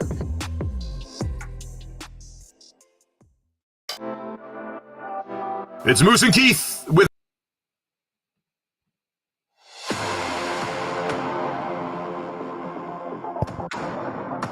Bettor Sports Live with Rick Kamla on Bettor Sports Network. 4th and 16, and the boot meets the ball on a punt, and Denver fields it at the 20-yard line of their own, and so a long way to go for Denver. They're on a timeout. 0-0, just getting going here with Monday Night Football. I am on the clock. There's 2 picks away from me, and we will either exult together or I will be salty, and we'll do it all together here on Bettor Sports Live. I want Quentin Grimes, folks. I want Quentin Grimes to fall to me with this next pick. And I'm 3 picks away. I got to survive 2 picks here. Isaiah Roby just went, big man for the San Antonio Spurs. And come on, big money. Come on, big money. And yes, I got my guy, Zach Collins, another big man for San Antonio, gets the holla. And your guy Cam gets Quentin Grimes here. Why do I want Quentin Grimes? If you are in a deep fantasy league, he is a guy that you need to be considering. if you're in a shallow league, a normal fantasy basketball league, he'll be a guy that'll be on waivers. And if he spikes during the year, then you go out there and pick him up. That's who he is, okay? But if you're in a deep league, he's a guy you need to look at because I believe he will end up being the starting either 2 or 3 of the New York Knicks. I think that was the plan all along, but he got hurt at the beginning of training camp, and they were giving the spot to Evan Fournier. He makes a ton of money. The money finds the floor. We get all of that. But I think Tom Thibodeau, obsessed with defense, wants to get more of a defensive presence at that spot with Brunson, Jalen Brunson, Donovan Mitchell, Julius Randle, and Mitchell Robinson. I think he's going to want a defensive wing. So I believe that Quentin Grimes is going to end up starting. We're going to have to wait on it. That's why I say leave him on the waiver wire in most leagues. But know that if you see that blurb, that game where you see on the bottom and they got the headshots of all the starters, ooh, Quentin Grimes in there, and you know that the shift has happened, bang, that's your time to pounce. But I'm actually very stoked that I got Quentin Grimes, I don't know, 85, 90 picks into this draft. That's a pretty good get for your boy right there. Let me see if I need an emphasis on big men here. You never want to just forget about that spot. Could use a big man with this next pick. I could. We'll see what I'm able to pull off. They're usually hard to get this deep in a draft. There's a guy I would have taken, Mason Plumlee, going off the board here. So I got a draft going on, 8 picks away. And we got Tom Casale coming up around the corner here with your boy Cam on Bettor Sports Live. So I want to go into some of my prop bets over the weekend, and you know, just kind of there's stuff that we can take away from this. Like, I mean, Jimmy Garoppolo, like the stats are becoming really good from him. I know he lost yesterday through a couple of picks, but I went over on his number at 234.5. That one hit. He was at 296. I went over Rachaad White's carries, and I tell you what. Dallas is starting to even out their backfield a little bit with Zeke and with Pollard. Tampa Bay is not. It is all Fournette all the time, continues to be so, with no end in sight. And we can't even get Rachaad White to 18.5 against a lousy run defense. He got the ball 4 times for 12 yards. And so it's really good news if you're a Fournette manager. You have nothing to worry about in terms of volume, nothing. I mean, he literally might have the most touches at the running back position in the entire NFL. We know that, you know, the average per carry and all that kind of stuff is down. Did score a touchdown through the air yesterday. So Leonard Fournette's been actually pretty good. Now, Nick Chubb slammed into a wall right here on our watch. We had Nick Chubb at 91.5 over. He had 12 carries. That's it. That's all we could get against New England, 56 yards. And the best back in the league, over 100 yards in 4 of his previous 5, and that's what we get. So it sucks that we were there for the figurative fantasy funeral. We can't even get to 91.5, and this dude's living over 100. Here's a grab by Cortland Sutton over the middle on a dart by Russell Wilson, setting up a 3rd down. So I'm on. So I got Chubb wrong again. It's his fault, not mine. All the numbers said to go with Nick Chubb. I blame him. Christian McCaffrey under 60.5, and I went under this number. He went over because he got a random breakout run in the second half of that game, and things were going very, very well from the cover perspective, the Ram defense perspective, and CMC busted one down the right sideline and got over the number. Without that run, he doesn't go, but he did, and so. That's what happened. But he had 69 yards, barely over the number of 60.5. I did hit on Godwin. I had his over at 59.5. He went for 95 yards. And then, right, it's almost like a combo play with Chris Godwin and Mike Evans. Like, go ahead and play them both. And I feel to a degree like playing a positive prop on Judy and Sutton. You're not going to lose both of them.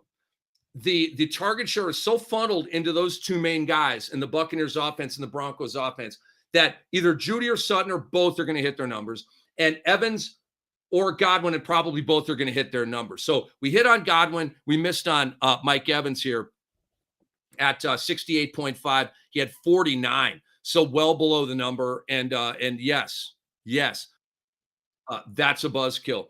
All right, so I'm back on the clock here. and really not liking what I'm seeing. Let me go check the center position right here. Let's try to get some big men in here. Tom Casale, it's Rick Kamla. How you doing, my friend? I'm doing good. How you doing? Well, I'm good, Tom. I happen to be right now mired in a fantasy basketball draft. It is a dynasty keeper kind of thing where we keep 10 guys, and I'm drafting right now. I'm trying to. Tom, do you play fantasy basketball? Just curious. Do you mess around with that? I do not. My basketball season comes down to betting on college basketball. That's like a job for me. So I don't have fun. I don't enjoy it. That's where I make my money. What do you mean you don't have fun? You don't enjoy it? Why are you saying that kiddingly, or do you actually mean that? No, I mean I enjoy handicapping games, but I don't enjoy like that's where like I have fun betting on NFL and college football, but like college basketball is a job. That's where I'm trying to make my money for vacation and pay for the kids' Christmas and all that stuff. I understand. So I did end up making a pick. I took Naz Reid, the backup center for the Minnesota Timberwolves. There's just nothing there. I had to get some coverage at one of the big men spots. Did you play fantasy baseball, Tom? Because like in football, we deal with a little bit of position scarcity, but we're basically just chasing numbers. But like in basketball, you got to have coverage here. Like obviously, you got to get a catcher at some point, and so position scarcity comes into play a little bit more in those sports. Do you play fantasy baseball? Yeah, I do. I'm not overly great at it, but I play it. Tom, I feel like I've got a methodology that's like, I don't know, like I'm not trying to sound like the smart guy here. Like you're an absolute beast in this sports game and all that. So, but I got a method with fantasy baseball, and it's like I'm printing championships with it. So, and again, I'm not trying to brag. I've been in 16 Yahoo leagues. I got chips in 8 of them. So I figured out a good formula here. Wow, I'm back on the clock in this league. What in the hell? All right, let me make a pick here real quick. I'll go. You make this call, Tom. You make this call. 2 veteran guards. Derrick Rose of the New York Knicks, Goran Dragic of the Chicago Bulls. I'm pulling the trigger here. You tell me. Are we going Rose? We going Dragic? I like Dragic because I'm much higher on the Bulls this year than the Knicks. Bam! Goran Dragic is a proud member of what's the name of my team in this league? It's not Kamlatos is the name of my team in this league. Tom Casale now I'm going to have to root for him every night.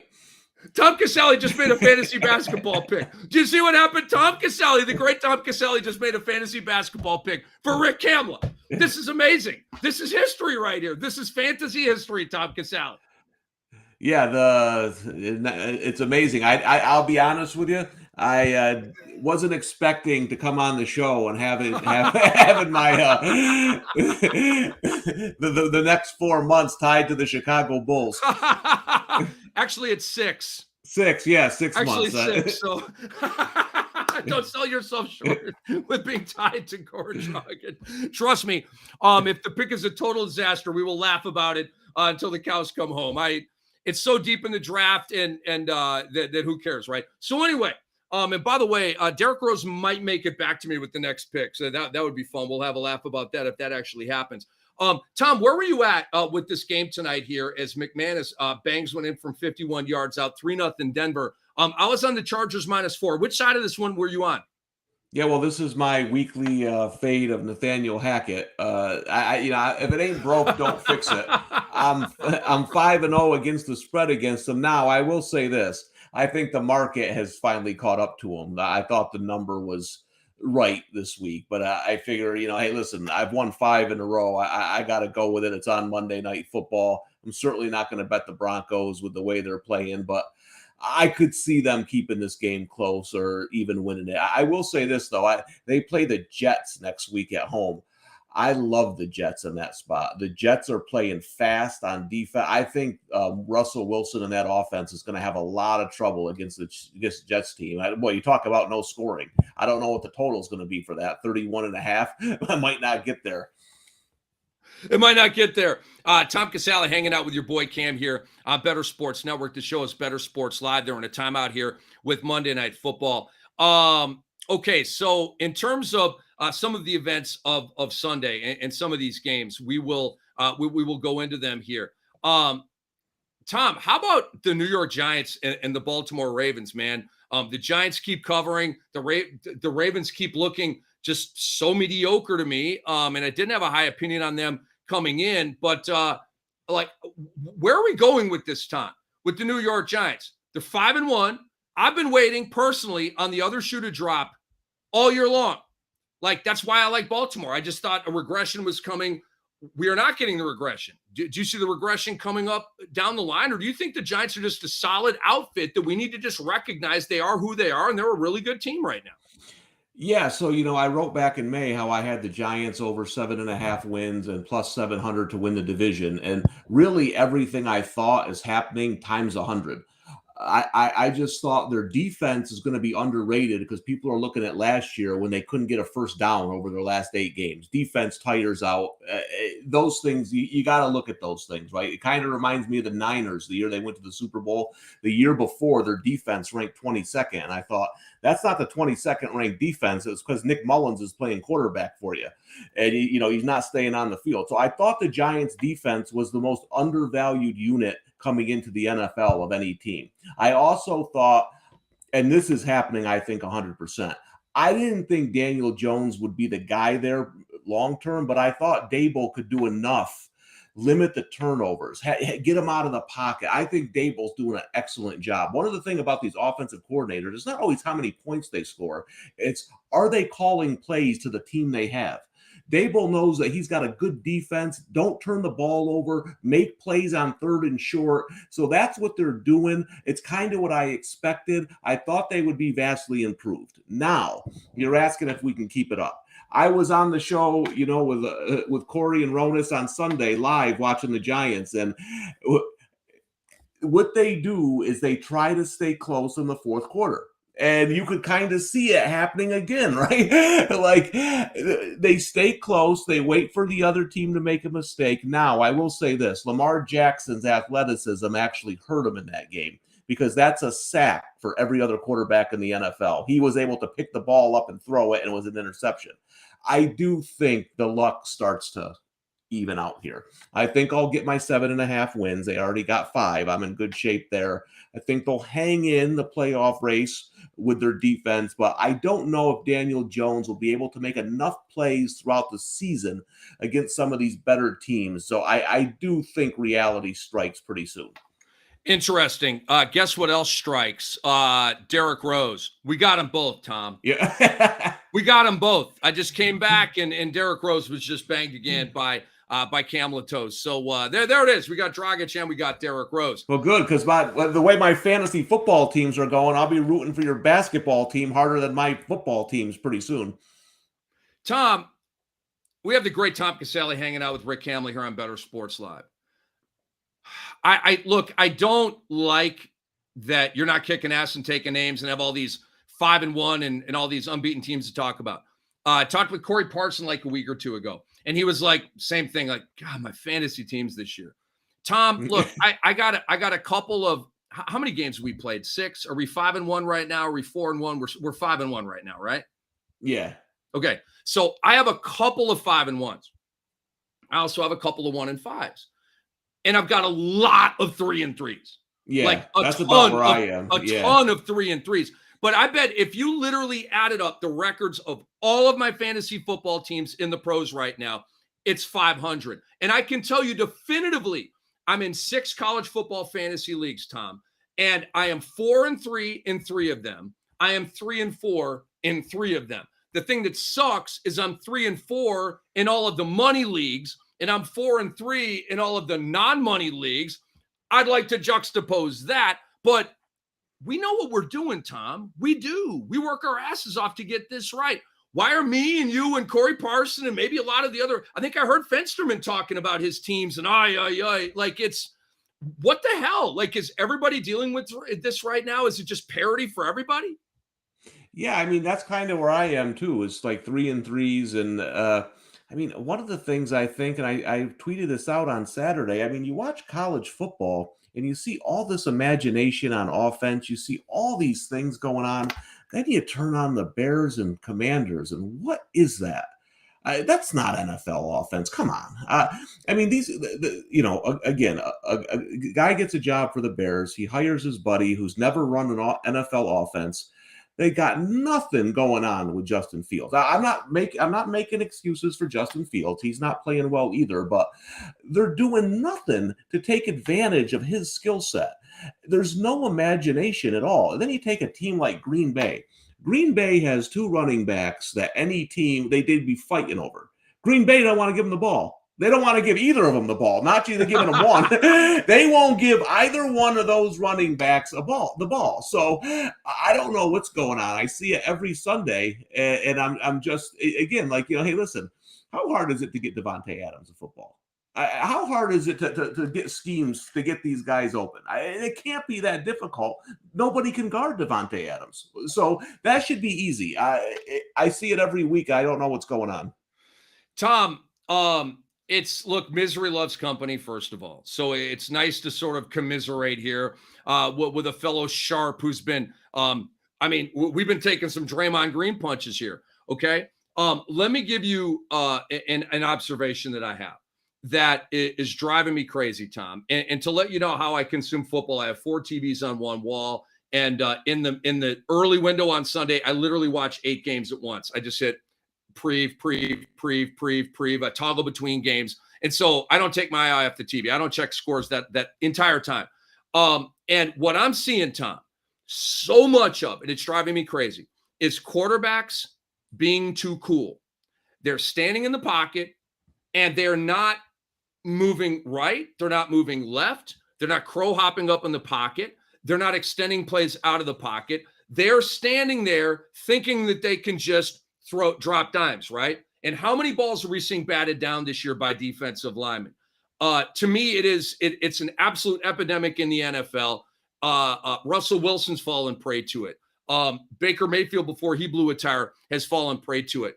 Tom Brady is falling prey to it, right? He can't even move anymore. So to me, I want offensive coordinators to start moving pockets more so that we create passing lanes and pathways for these guys as opposed to just stand in the pocket. I'm fine. Boom, boom, boom. All these balls batted down. Are you noticing that too? And is that driving you nuts as well?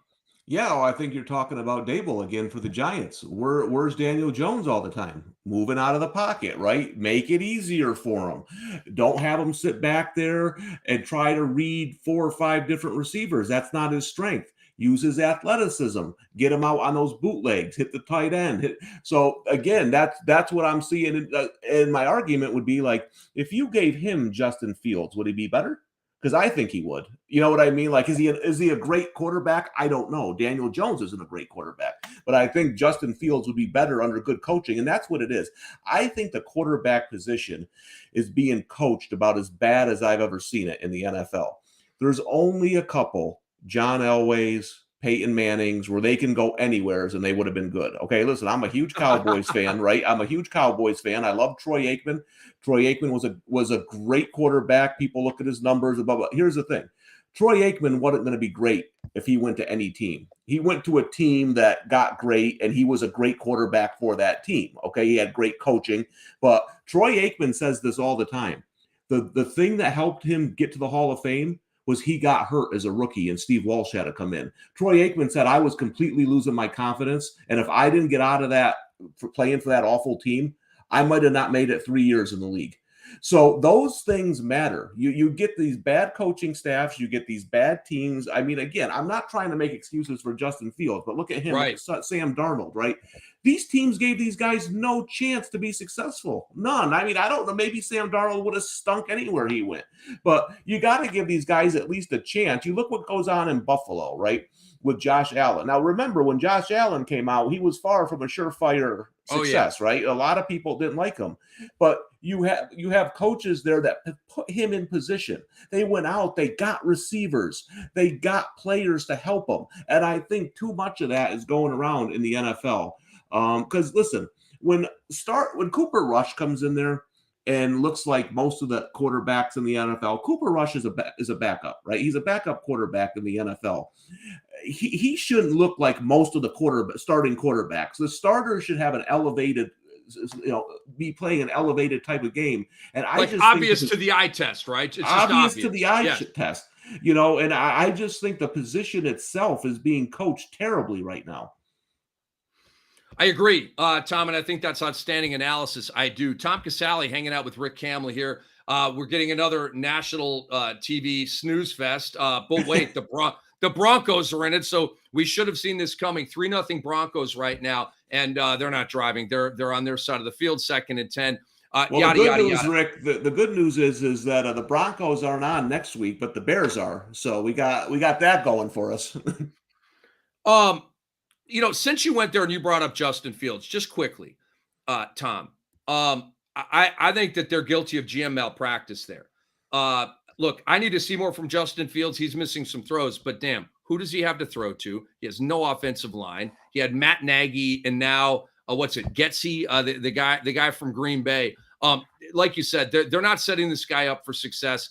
Not at all. As a matter of fact, I just wanted to make that comment and kind of piggyback on what you were saying. And I want to pivot here to the Tampa Bay Buccaneers. Tom, you first. How much trouble is this team in right now? I think they're in a lot of trouble. I thought for the first 2 or 3 games you could bet the under, right? Because they had new line, receivers were hurt. It might take Brady a little while. I always say this: by week 8, whatever you are. Not too many teams. It's not you can't say, well, we didn't have preseason. Well, the half the season's over. Right. You know what I mean? So I was expecting them to start to play better. And I'll tell you this, that loss to Pittsburgh is very alarming because Pittsburgh has a good coach, but they're not good at all. They're not good at all. That's a game Brady's teams usually go in. They take care of business. So I would start to look at the panic button. I wouldn't hit it yet. But the other thing, too, is I think the whole Brady thing is weird. I was in New England. I kind of know Brady a little. Not his buddy. I was saying I've been around him. I was surprised that he retired and came back because I always said if there's one guy who's not going to do that, it's Tom Brady. Tom Brady is going to know when he's done. He's going to know when he wants to walk away. He's going to go on to other things. I think that whole thing is odd. He retired. The coach left. He came back. He's getting separated. I mean, the whole thing is weird. And I don't know. For the first time in his career, I don't know if Tom Brady's all in with football. Correct. And I didn't think I'd ever say that. Bam, bam, bam, bam, bam, bam, bam, bam, bam, bam. Tom Casale, you're my boy.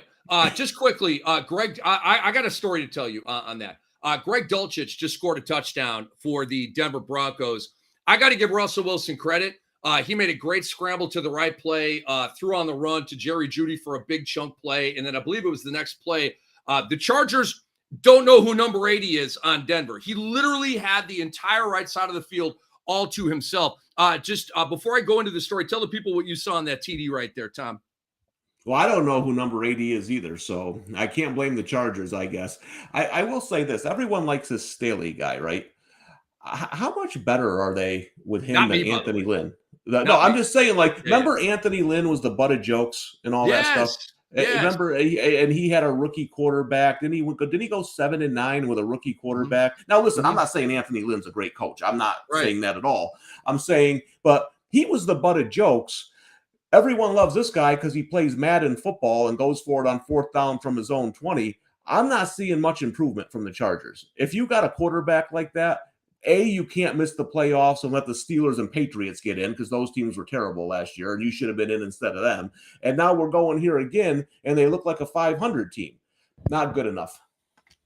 All right, so help me string this thought back together. You were talking about Brady and I had this epiphany. What was that point you were making about Brady?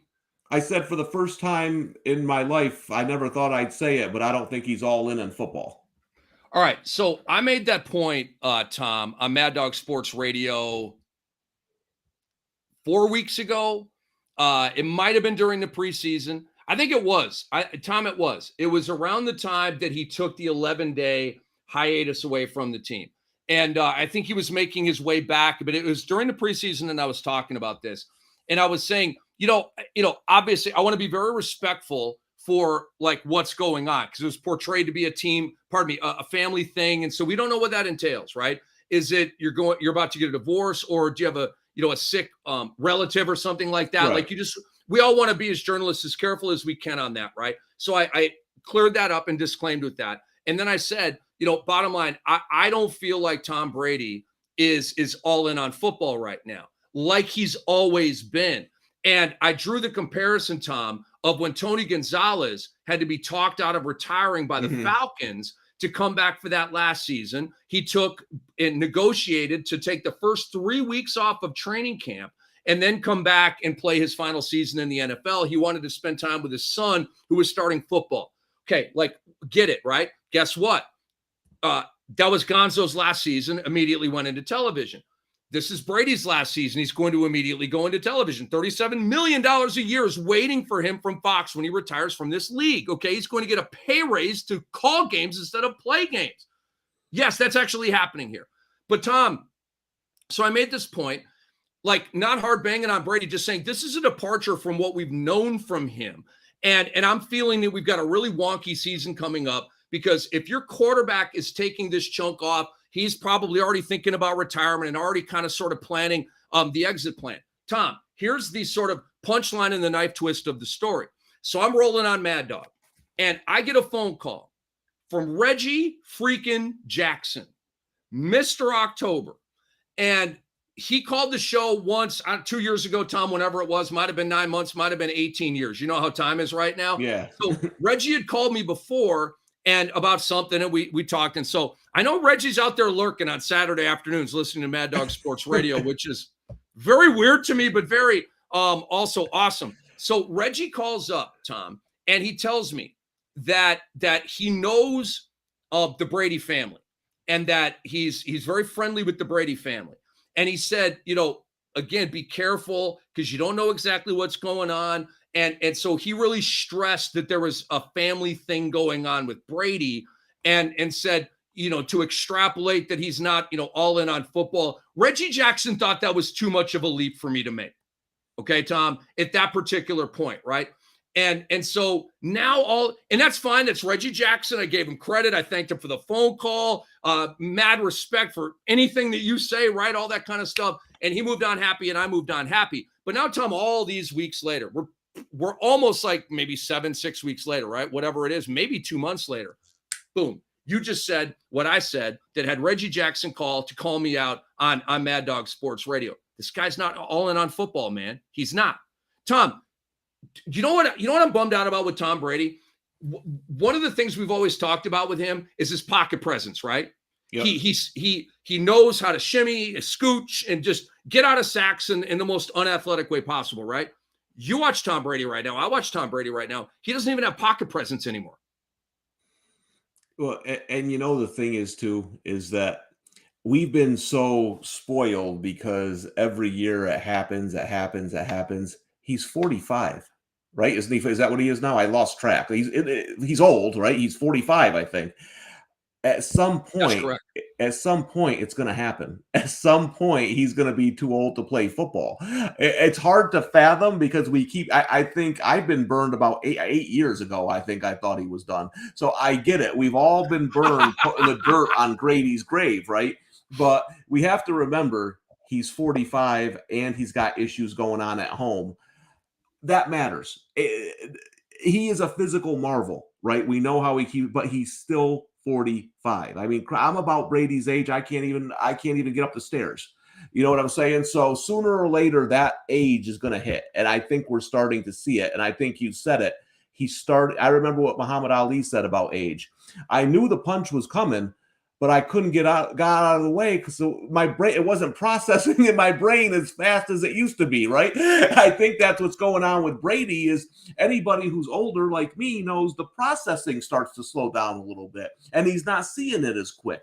That's called life. It's got nothing to do with playing NFL. I think it's finally catching up to him. Here's the other thing, and I just want to make this comment and we can move on. I got one more thing I want to ask you about, Tom. When he was screaming at the offensive line yesterday in Pittsburgh, I had a big problem with that because as a quarterback, you need to help your offensive line. Okay, you do. There are guys, Deshaun Watson comes to mind. He holds the ball too long, right? And so there's always a high sack number with Deshaun Watson, and you think the offensive line sucks. There's blame to go around because hold, looking for the home run, boom, sack, right? Not the offensive line's fault. You can't take 7 seconds back there. You can't. And Brady is not getting rid of the ball, and he's not moving a little bit here and there. Basically, if there's any pressure at all, he just goes fetal and accepts the sack. And if I'm the offensive line, I'm like, yo, you could be helping us out a little bit back there, but oh yeah, you're 45. So Tom Casale, one more game I want to ask you about here, and we will let you go. And it's the Jets. The Jets went into Green Bay and kicked the Packers' ass 27-10. Where are we going here with the Jets? Are we talking about, okay, good start, now they lose 4 in a row and bye-bye Jets, same old Jets? Or are you feeling like we got a spark here and like the Jets actually have some traction? Talk to me. Yeah, well, I took the Jets +7 as my top play for the post, and my reasoning was who gave the Packers the right to be a touchdown favorite. Now, I wasn't expecting that, but I will say this: before the season, when I wrote about the Giants, I wrote about the Jets too, and I said, remember last year, Robert Saleh lost like 3 starters on defense before the year even began. It was at the end of preseason. Remember, they were decimated on the defensive side of the ball. So I mentioned the point that I think it's unfair to evaluate Saleh and the Jets defense because he hasn't had a chance to get his players in there. The Jets defense is healthy for the first time since he's been the head coach. And I think you're starting to see what it can be. They're fast. They get after. They remind me of the Cowboys a little bit, right? Like that, you can maybe run the ball on them a little bit sometimes, but man, they can get after the passer. They got speed all over the place. That travels. I think it will keep them in games. Now, is the quarterback going to do anything? Because he didn't do much. He didn't do that much on Sunday, right? And that's the next phase of the Jets. Is Zach Wilson the guy? I don't know that yet.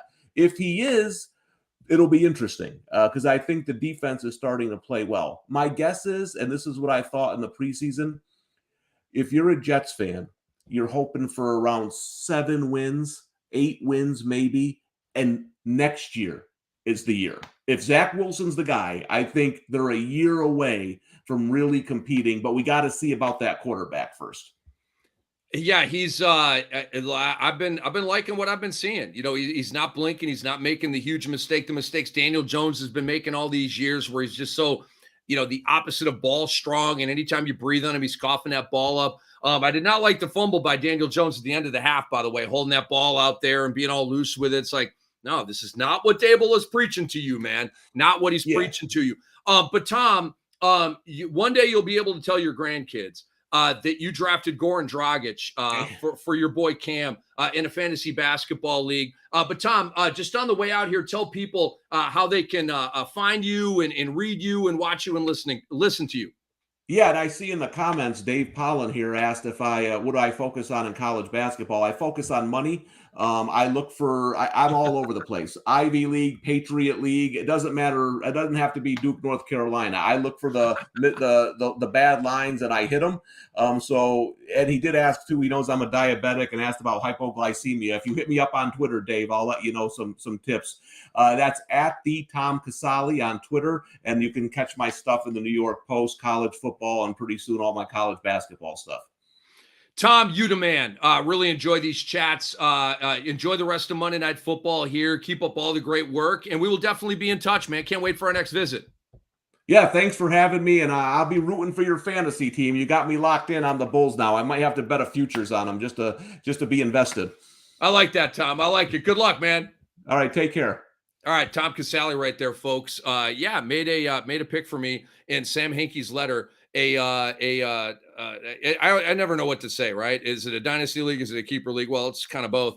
But it's funny. I just want to pay off the conversation we had with Kate Constable earlier about the NBA. Remember we were talking about Bismack Biyombo, and she mentioned Bismack Biyombo as a fantasy sleeper when we were kind of exchanging some ideas on fantasy basketball sleepers. And I told her that, I'm not really a Bismack Biyombo guy and all this kind of stuff. I just drafted Bismack Biyombo with my final pick in the draft. I did. So am I a hypocrite? No, at least I don't try to be. That's how barren it was at the center position this deep in a very, very, very, very, very, very, very, very, very, very, very deep league. Like it's not just the waiver wire. Let's go a layer below the waiver wire and a layer below the waiver wire and then another layer below the waiver wire. That's how deep it's a 20-team league with a huge roster and dynasty and all this kind of stuff. So I did get Bismack Biyombo. I did. I actually took Bismack Biyombo.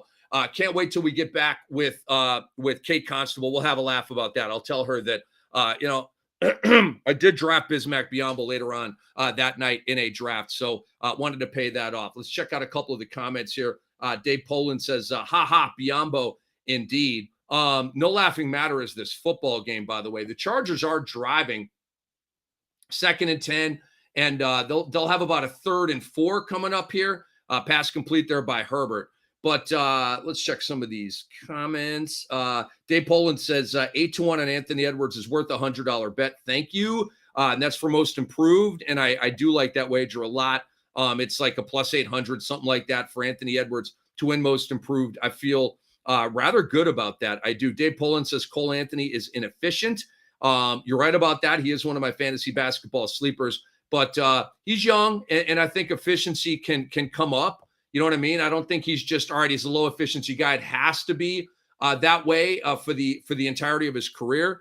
It might be. Some guys just stay inefficient. And I'm not looking for him to shoot 48%, Dave, ever in his career. But I think we might be able to get up to 41, 42 and make it palatable kind of thing with, last year, like 16, 5, and 6, pretty good. Lots of threes, not a steal guy. But again, we're talking sleepers here, right? You can't check every box and get a guy, oh man, this, like Van Vliet, right? All the threes and all the steals, all the assists. Oh, he's a 4 rebound per game guy as well, right? So these are sleepers. We got to dig a little deeper, and you've got to take some sort of some flaws with all of the positives when you're going that deep in drafts. But when we come back, I want to help you out with some NBA futures. The beginning of the NBA season is tomorrow night, and I can't wait to sink into betting the Sixers and the Celtics and the Warriors and the Lakers and finding prop bets on the NBA. It's going to be like a really cool downshift off all the football that we've been doing and loving. By the way, let me flip it over to TBS here real quick. Do we have baseball? Are they showing? No, it's the Cube.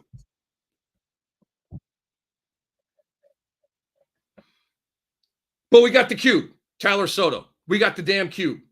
They're bouncing balls in a cube with Dwayne Wade wearing a very, very expensive suit that probably costs more than my entire, suit and wardrobe combination.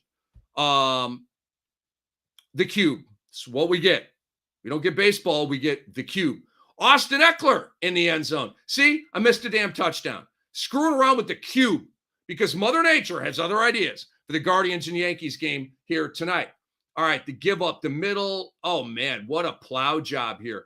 Who said Austin Eckler's too tiny to bowl a big fella into the end zone? Oh, that big fella is going to get skewered at the film session. That was number 97. Let's identify that guy right there. I couldn't see the name on the back of his jersey. Broncos, our lads. And we'll get the depth chart here. 97. DJ Jones, that's my guy. That's the homie. I got him in some leagues too. At the DT position in some IDP leagues. He's actually a really good player. Austin Eckler just bowled over DJ Jones into the end zone. Are you freaking kidding me? That just happened. I just saw that happen. What the F, man? Austin Eckler. I mean, dude, that guy could probably squat 500 pounds, like all this crazy stuff, like Nick Chubb in the weight room. And these guys, their lower halves are so freaking strong. And that was a lower half touchdown right there. He met DJ Jones the 2 or 3 yard line and just bowled him in. A guy double his size. That's a crazy touchdown right there. That really is. That's really more impressive than him catching the ball, foot in the dirt, making a guy miss. And that. That's Austin Eckler stuff, right? Okay, cool. He's great at that. He's one of the best players in space in the NFL.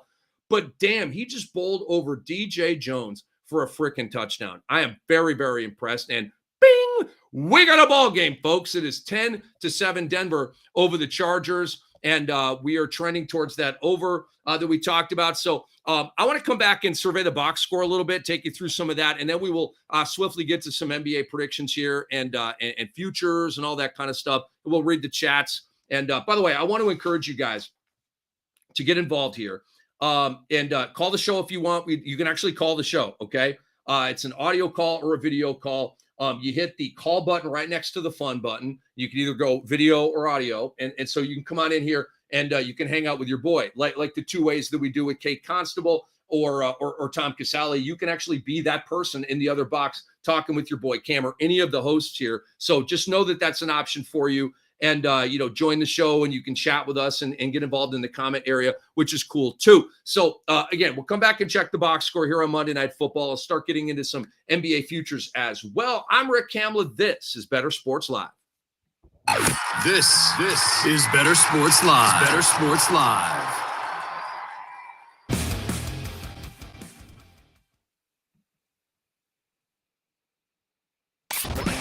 Corey, Nando, and friends. Presented by Mayo Media on Bettor Sports Network. I'm convinced that Babe Ruth is a fictional character. Babe Ruth is not real. No, it's not. Babe Ruth is not real. We've been hoodwinked. We've been bamboozled. We've been led astray. We've been run over. Keep going. Babe Ruth. I don't know the rest. Babe Ruth is a fictional character. I'm dead serious. Babe Ruth is a fictional character. Y'all are never going to get me to believe that Babe Ruth is real. Babe Ruth is like a baseball Santa Claus. I'm not buying it. After I saw those highlights last night of Babe Ruth, I'm like, there's no way you can tell me that Babe Ruth is a real person. Who do you know? There is nobody under the sound of my voice that has ever seen Babe Ruth play. I asked my pop, you ever seen Babe Ruth play? He's like, no. Nobody's ever seen Babe Ruth play. I mean, come on. I'm telling you, Babe Ruth is a fictional character. Even Babe Ruth baseball cards, it looked like it's drawn. Like, Babe Ruth is not real. Y'all trying to pull a fast one. Listen, I don't know who made this up. Maybe it was Phil Rizzuto. Maybe it's the Lenny Melnick. But Babe Ruth is not a real person. There's no way. Everything about Babe Ruth is sketchy. If you didn't go to the games, how do you know that it really happened? Or I listened on the radio. You listen to Ovaltine on the radio. That old school radio was all fiction. Everything on old school radio was fake. But you think Babe Ruth is real? Look, he lived until 1948. So if you find someone who's like 85 years old, they might have remembered him when he was little, when they were a little teenager. Babe Ruth was made up by baseball purists. I am certain. You do that thing where you pause the Babe Ruth video and you zoom in and you zoom in and you zoom in. You see like some artist's autograph like right here. Yeah, you like some digital mark right here. Yeah. Somebody need to investigate this and see if Babe Ruth is a real person. I'm pretty sure Babe Ruth is a fictional character created to make people think that like there was this great jolly old baseball player that drank beers and ate hot dogs and hit 60 home runs. Like the home run record before Babe Ruth was like 14. You know what I'm saying? Yeah. Like, and but now he figured it out. Like who figured out the dunk, right? Like he's just like, oh, that's like Dr. J or something, right? Then Dr. J, probably was before Dr. J, but Dr. J made the dunk famous. Babe Ruth made the home run famous, or maybe that was a way to get people to like, we're gonna make baseball America's pastime. But in order to do so, we need somebody who we can make the face of the sport. And they didn't have no face of the sport. So they're like, okay, let's make him a fictional guy that played for the Red Sox and was traded to the Yankees for like tickets to tickets to cats. You know what I'm saying? Like the Red Sox get a Yankees. You tried to say Les Miserables. Is there any footage of Babe Ruth in the Red Sox uniform? None. I'm telling you, Babe Ruth is a fictional character.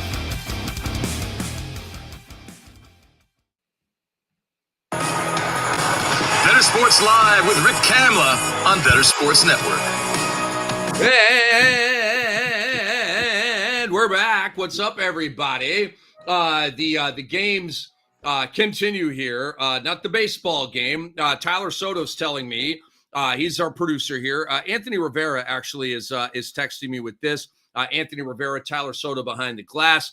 They the men. Love him. Do a great job. Anthony says Boone is complaining that he doesn't want to play after 9:30. Thank you for that piece of intel, Anthony. I'll tell you why. Because then any advantage that you have goes out the window. Because now you're going to play a game. A bunch of people are going to be leaving. They have to work tomorrow, the whole thing. And you won't have the home field advantage that you would have if the game starts at 7 with everybody, brought to a fevered pitch and and full throat and the whole thing.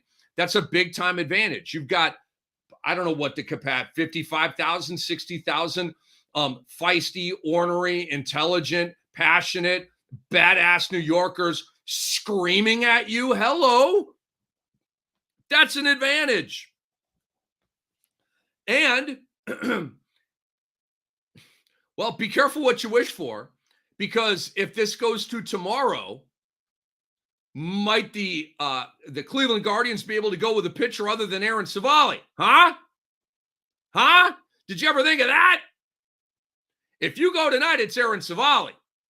If you go tomorrow, it might be one of the stud pitchers, McKenzie or Bieber, and obviously Quantrill won't be able to go. He just went last night.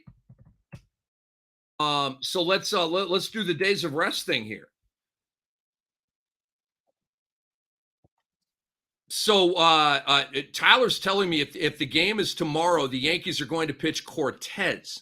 That would be an upgrade over Jameson Taillon. I don't dislike Jameson Taillon, but I do believe that would be an upgrade. And there's still in the delay in the okay, you're going to need, let's say tomorrow this game occurs. You're going to need at least 3 days of rest if you're a starting pitcher.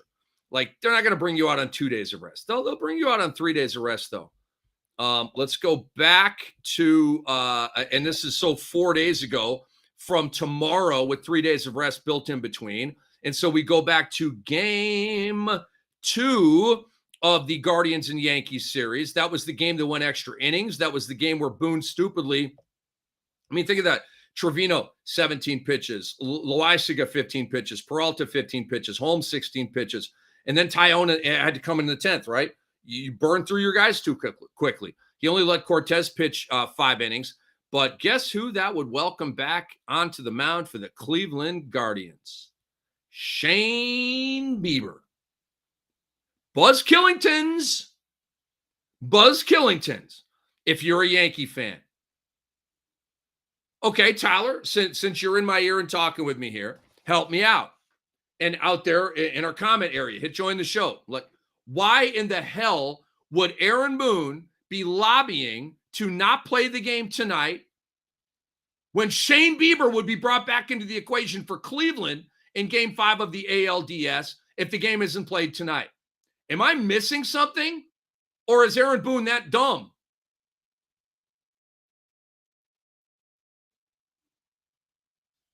Hello? I don't want to play tonight after 9:30. No, I'm drawing a line in the sand. It's past my bedtime. Drink a Red Bull, brah. Actually, he's got doesn't he have a pacemaker or some kind of don't do that. Don't do that. But maybe take a natural supplement that will give you a little boost, a little kick. Any old way.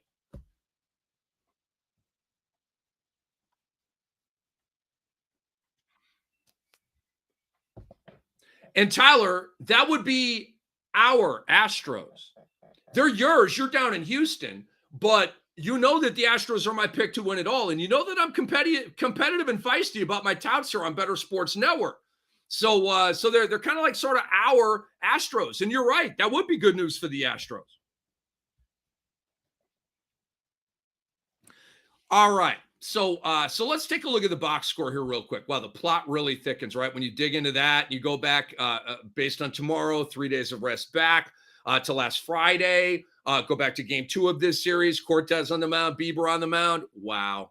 The plot thickens big time with that. So the Chargers here, folks, 5 minutes to go in the second quarter, are not driving. They're still at about their own 30-yard line, and Herbert goes down. He is sacked on 2nd and 6. It'll be 3rd and, I don't know, 14, 15, something like that. Let's look at the box score here a little bit. Russell Wilson, 116 yards, 1 touchdown, 10 of 11 passing so far. I told you, because I benched him in Matt Deutsch's IDP Dynasty League, of course he's going to have a game. Of course, just the way it goes. Murphy's Law. I mean, this isn't a great game, but it's a good game. It's better than Russ has played, in recent games here. So he's a 116-1, very promising start. He's going to get a 4-minute drill drive here coming up, presumably in a minute. It's 3rd and 13. And Herbert's moving in the pocket a little bit. Missile downfield. That should be defensive PI. Throw the flag, and they did. 27 for, and that's actually, I believe that's the man Surtain.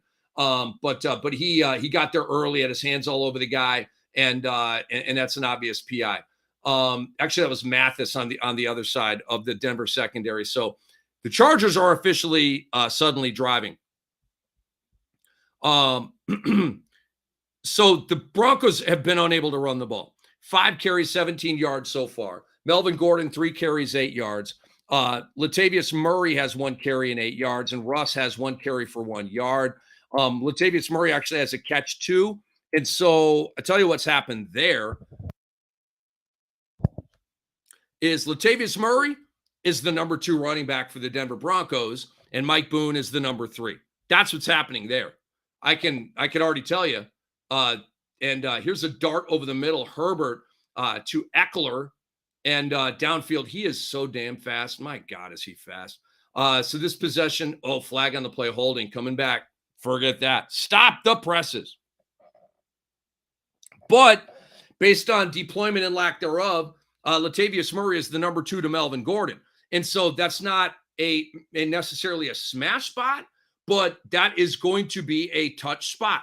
We're going to get some volume from that. So take a look at Latavius Murray. If you're in a super deep league next week on waivers, because I believe we're talking about, if this trend continues, we're talking about 8 to 10 touches a week for Latavius Murray, because we know that Nathaniel Hack is not a one-back guy. He's not a bell cow guy. He's a split backfield guy. So Gordon is going to share. Who is he going to share with? Right now, it sure looks like Latavius Murray.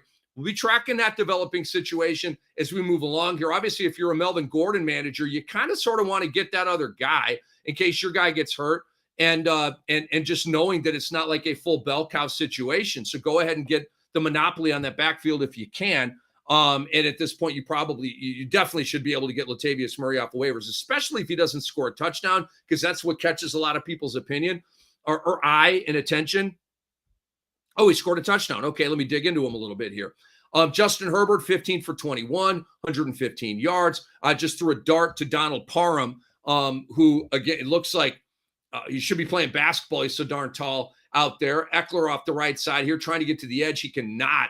Mathis, who just made the mistake, comes up and really, really nice shin tackle on him right there. Eckler, 6 for 16 and a rushing touchdown. I had the under on his rushing yards at 60.5. He has never, ever in his career in 9 meetings hit that number against the Denver Broncos. So we're on the under there. Parham's got 2 grabs for 41 yards. This has been a tight end game so far for Herbert. He's thrown to Everett 3 times. He's thrown to Parham twice. And Mike Williams only has 1 catch and 8 yards. He's off to a very, very slow start in this game. Herbert now sidearm delivery, and it's going to be another PI on Mathis. And he was getting all swaggy after the play and crossing his arms and I'm the man and all this kind of stuff. And they just threw another flag on him. Yep, saw Mathis again. Wow, that's a rough little sequence there for Mathis. But he's a DB, man. They get put on an island for sure. We know that. It is Rick Hamley here on Bettor Sports Live. And we have Anthony and Tyler. We have a musical request here from Dave Pullen. I don't know. All right, do we take requests? I think we should. I think it's a great idea. I love music. They love music. And Dave Pullen says, I got a music request for Anthony Rivera and Tyler Soto coming out of commercial sometime. Some Albatross by Corrosion of Conformity.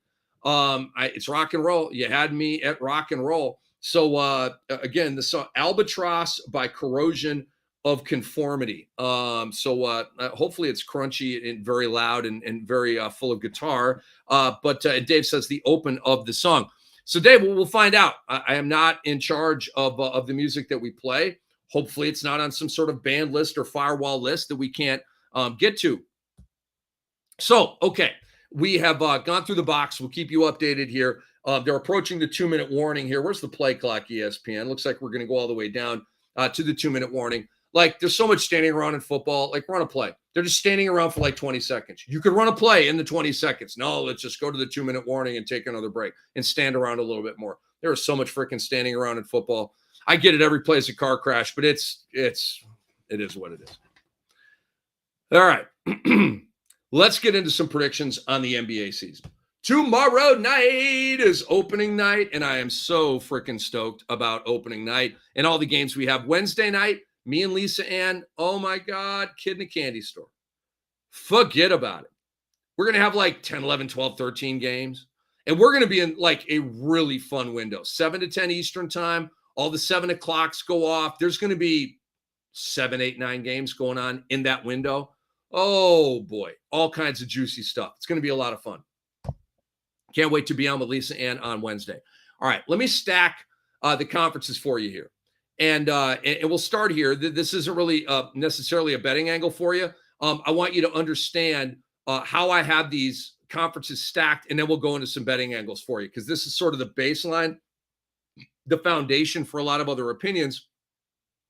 And I want it on public record for you all to know, so I can kind of allude back to this, and it'll be a continuous storyline throughout the year.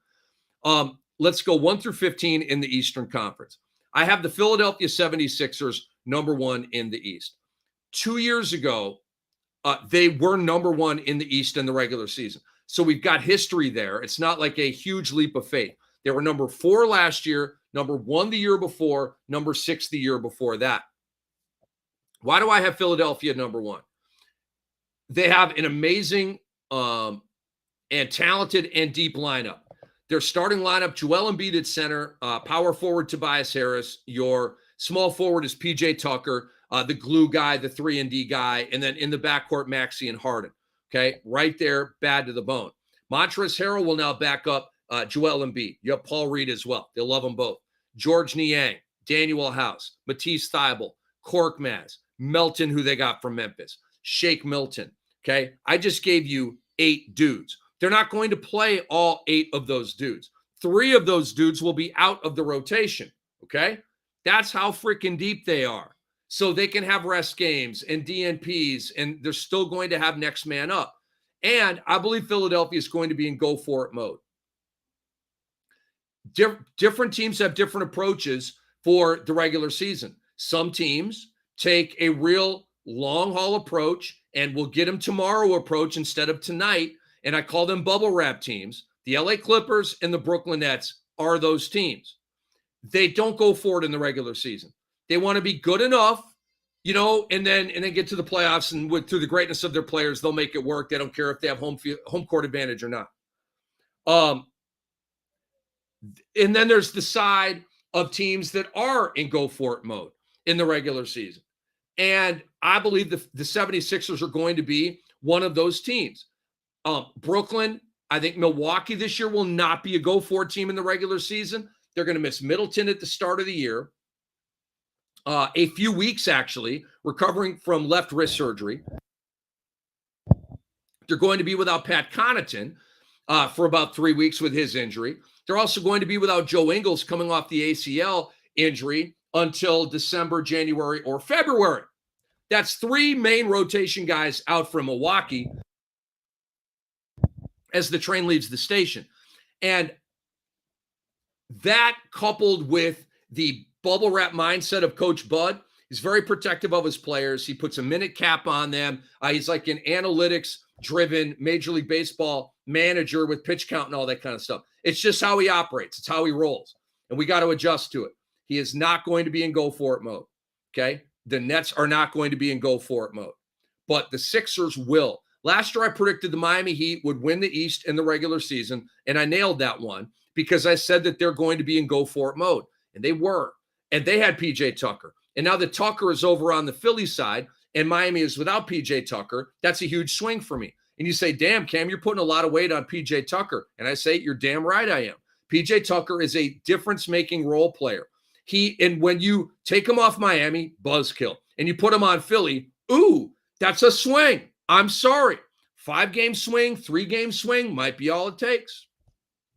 It's not a 10-game swing, like if a big boy went there, but it's a swing. That's going to create 2 or 3 more losses for Miami, and 2 or 3 more wins for Philly. Okay. So I got Philly number 1. I got Brooklyn number 2. I get Milwaukee number 3. My Cleveland Cavaliers coming in at number 4, everybody. The Cleveland Cavaliers. They were 9th last year. They went to the play-in tournament and lost in the play-in tournament to Atlanta, and their whole season came to an end because of injuries. They lost Rubio. They lost Jared Allen. They lost Evan Mobley for a period. They lost Garland for a period. They lost Markkanen for a period. And they just, the injury bug just kept hitting them. Remember Colin Sexton, beginning of the year, blew a tire. Now he's in Utah. A ton of injuries. Cleveland would have been a top 4 team, at least a top 6 team last year without the injuries. So this year with Donovan Mitchell, hello. Part of me wants to put him higher on this list, but I'll settle him in there. Philadelphia, Brooklyn, Milwaukee, Cleveland at number 4. Miami's at number 5. They're going to slip, but it's not going to be by a whole ton of games. I see some other teams getting better than them. And like I said, they're going to lose a few more games. Here's a sack by Denver, setting up a 3rd and long for Herbert and the Chargers, and they are in the red zone here. And look at Nathaniel Hack. Wait, he's not even calling the timeouts here. It's that game management coordinator that they hired. That was a good timeout right there by Denver. What do you do, class? What do you do? When the other team has the ball and the clock is running and you want to take back control of the game, what do we do? The gentleman in the back of the room there is raising his hand. What do we do here? We call timeouts, Jim. That's what we do. We call timeouts.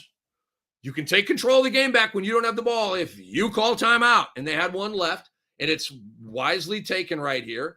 Although, this is interesting. If I'm, this is some good mind gaming right here. If you're the Chargers and you run the ball here and you don't get the first down, okay, you're going to bring your field goal unit out. You're going to get the field goal. And by that point, the ball will go back to Denver. They'll take a knee and go to the locker room. Or you throw the ball here, maybe a big play, maybe it's incomplete, and then the clock runs, you kick a field goal, and now Denver's got room to work with here towards the end of the first half. 3rd and 17, I'm running the ball here. I'm just telling you, I would have gone conservative. They did not. And Justin Herbert throws over the middle to Austin Eckler. It's batted at the line of scrimmage like we talked about, and it falls incomplete. And now with 53 seconds left, the Chargers will kick the field goal. That'll take 5 seconds. We're down to 48. Kickoff, even with the return, we're out to about 43 seconds. And boom, Russell Wilson and the Broncos offense will have a drive with 40 to 43 seconds out of timeouts, but you've got a good chunk of time here, and you've got a chance to go get a field goal or maybe more. Remember what we talked about with Ron Rivera at the end of the first half against Tennessee? This is exactly what he did not do.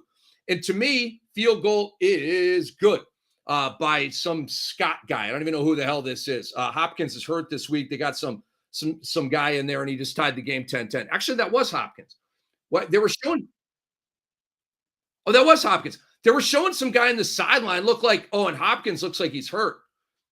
He just kind of went down on one knee, and he's kind of grimacing a little bit. Well, a kicker's being a tough guy.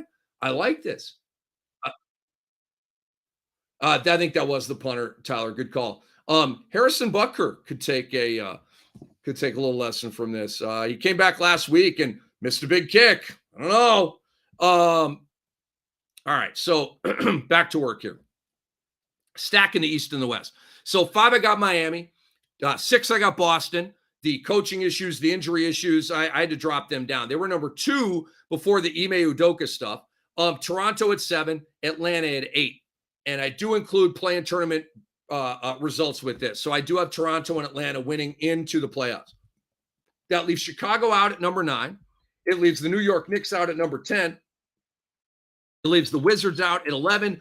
I got Charlotte 12, Detroit 13, Orlando 14, and Indiana at 15. In the West, number 1, Golden State Warriors.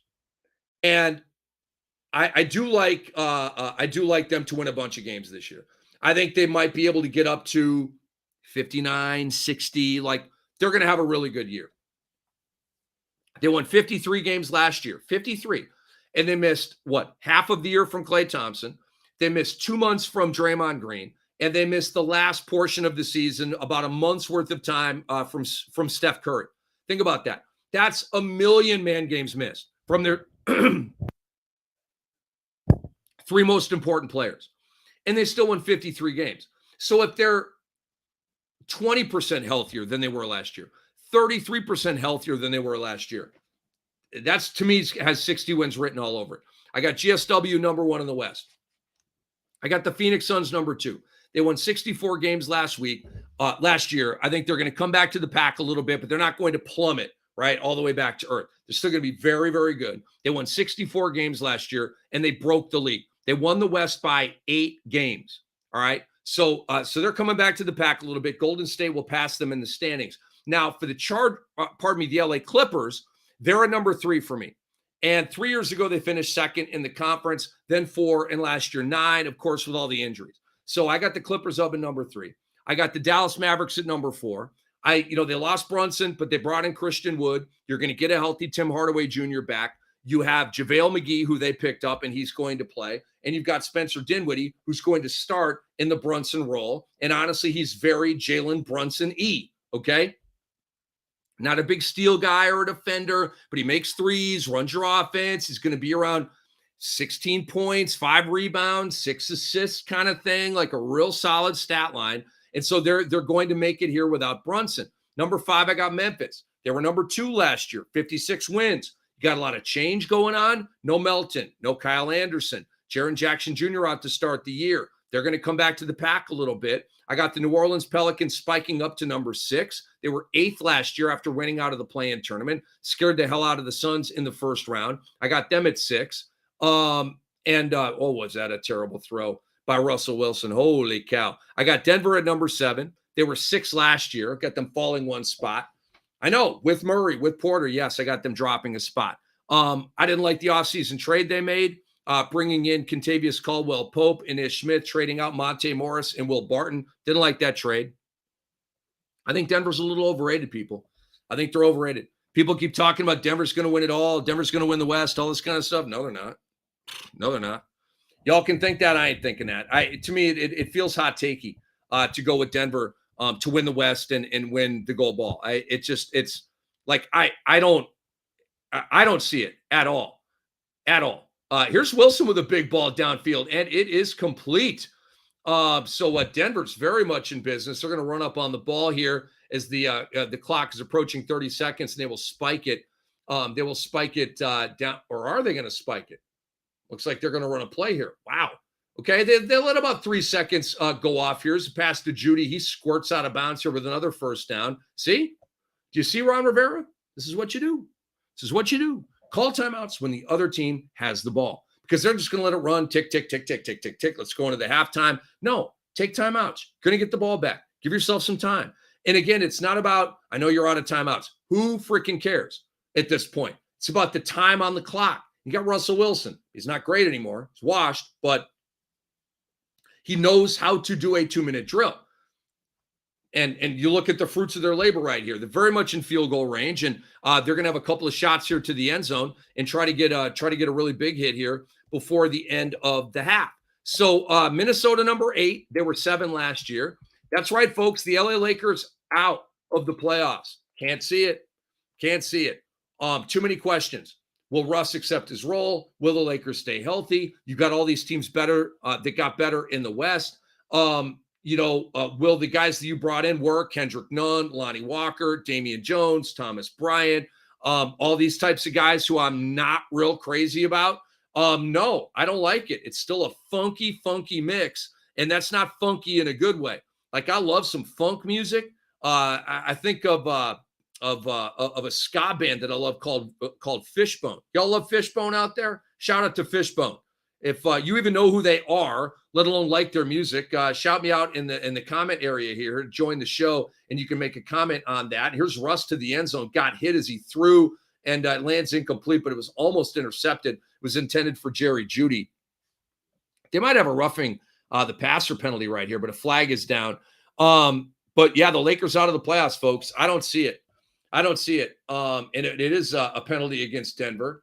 And it's roughing the passer on Morgan Fox. Oh, that is a killer.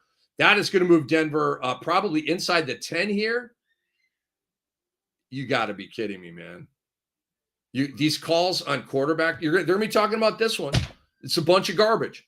Morgan Fox is grabbing Russell Wilson around his waist right as Russ throws the ball. It wasn't like ball out, 1, 2, then the hit. He's literally grabbing him, and Russ is throwing the ball as this Hulk is grabbing him around his waist. And they call roughing the passer. He didn't finish him off. He didn't throw him down. He freaking tackled him. And they called roughing the passer. Give me a break. Wow. Wow. There's Tyler Soto's telling me that there's a report the Guardians are packing up their dugout. You're damn right they're packing up their dugout. Man, we're out of here. It's 9:34, and we want Bieber on the mound tomorrow here at the Bronx.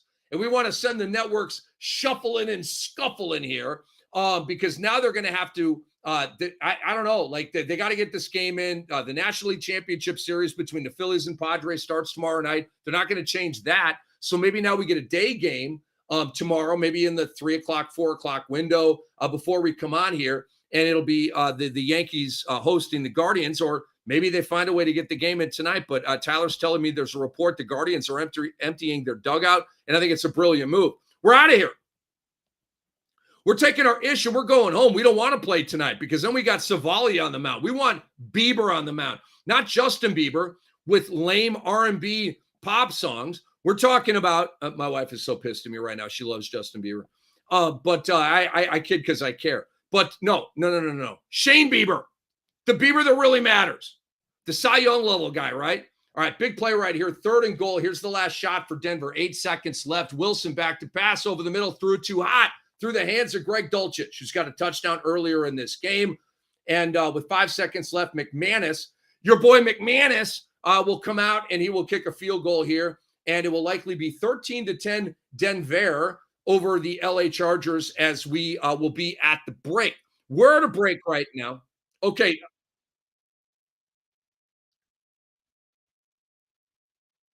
All right. So if you didn't hear what Tyler said right there, 4:07 tomorrow, Buster Olney is reporting that it is a postponement here. We will not have baseball tonight. Kick by McManus is good from 27 yards out. We are officially at the half. 13-10 Broncos over Chargers. We will not have baseball tonight. It is what it is. Mother Nature, we make plans and Mother Nature laughs. We can say the same thing about God, but and to a degree, they're linked and they're all that kind of stuff. But anyway, no baseball tonight. Around 4 o'clock Eastern time tomorrow, according to Buster Olney, it will be Game 5, and it will be, I'm almost sure of it, Shane Bieber and Nestor Cortez, who was the pitching matchup Friday night in Game 2. Both pitchers will be on 3 days of rest, and so there you go. This is absolutely huge news for the Cleveland Guardians. This is a gift from the baseball gods for the Cleveland Guardians, that they don't have to go tonight. I mean, I was literally laughing today. Because I was doing my NBA stuff for my NBA radio show and getting going. I'm like, we got baseball tonight. Let me just check real quick here. No. Aaron Savali in Game 5? Are you kidding me? And I dug into it. I'm like, no, that's literally their best option based on what they have, because you can't go Bieber or McKenzie or Quantrill. So, all right, it's the best they got. You're not going to go Plesac or Chad Morris or one of these other guys. What a win for the Cleveland Guardians. I don't know now. I was really, really bullish on the Yankees to win this game tonight. Really bullish. I was telling you, play the Yankees -2.5, play the money line, the whole thing. I don't know now. I don't know. I'm gonna have to evaluate, because now, folks, the Guardians have a badass on the mound. Not just a good pitcher, a freaking badass. Shane Bieber. If tomorrow he went 7 1/3, gave up 3 hits, no runs, 1 walk, and 10 Ks, would it surprise anybody? No, it wouldn't. And Nestor Cortez is very good too, but he's not at Shane Bieber's level. Oh, baby, the plot thickens in the ALDS. And again, I'll give you an opinion on this tomorrow, but I'm just saying this is huge news for the Guardians. Absolutely huge news. A big-time win for them. All right. So just quickly here.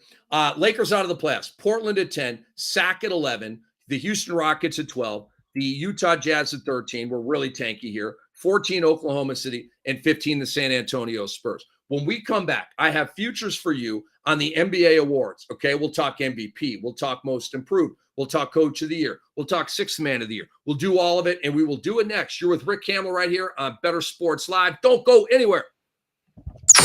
This is Bettor Sports Live.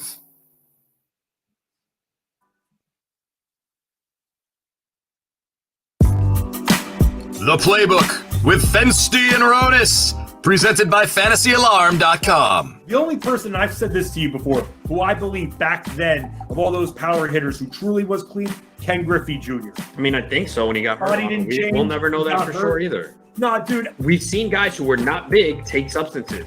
That's true. To get busted. So it's not about that always.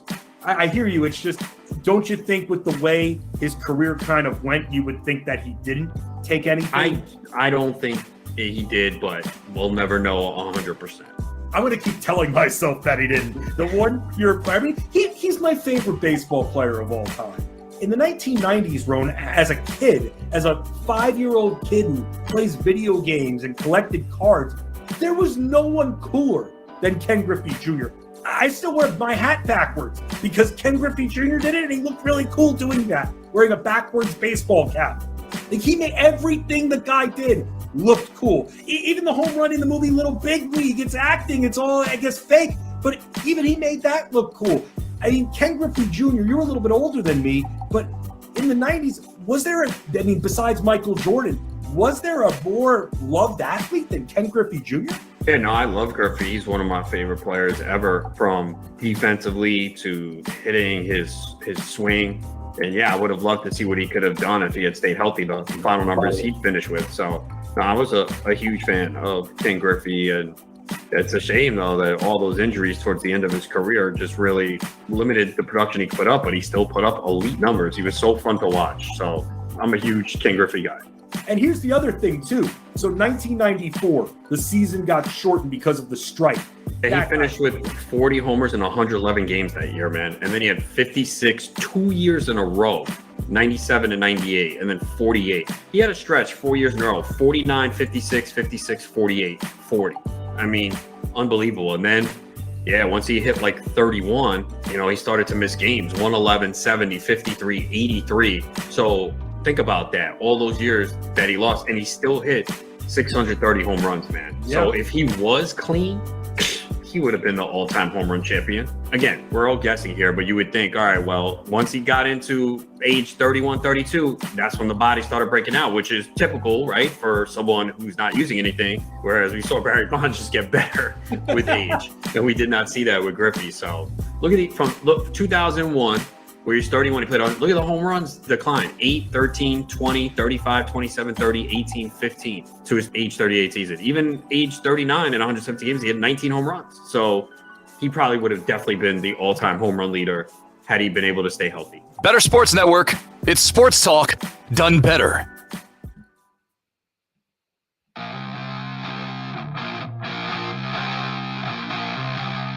Bettor Sports Live with Rick Campbell on Bettor Sports Network. All right, this is Dave Poland's request right here. Crank it a little bit. Let me hear this a little bit here.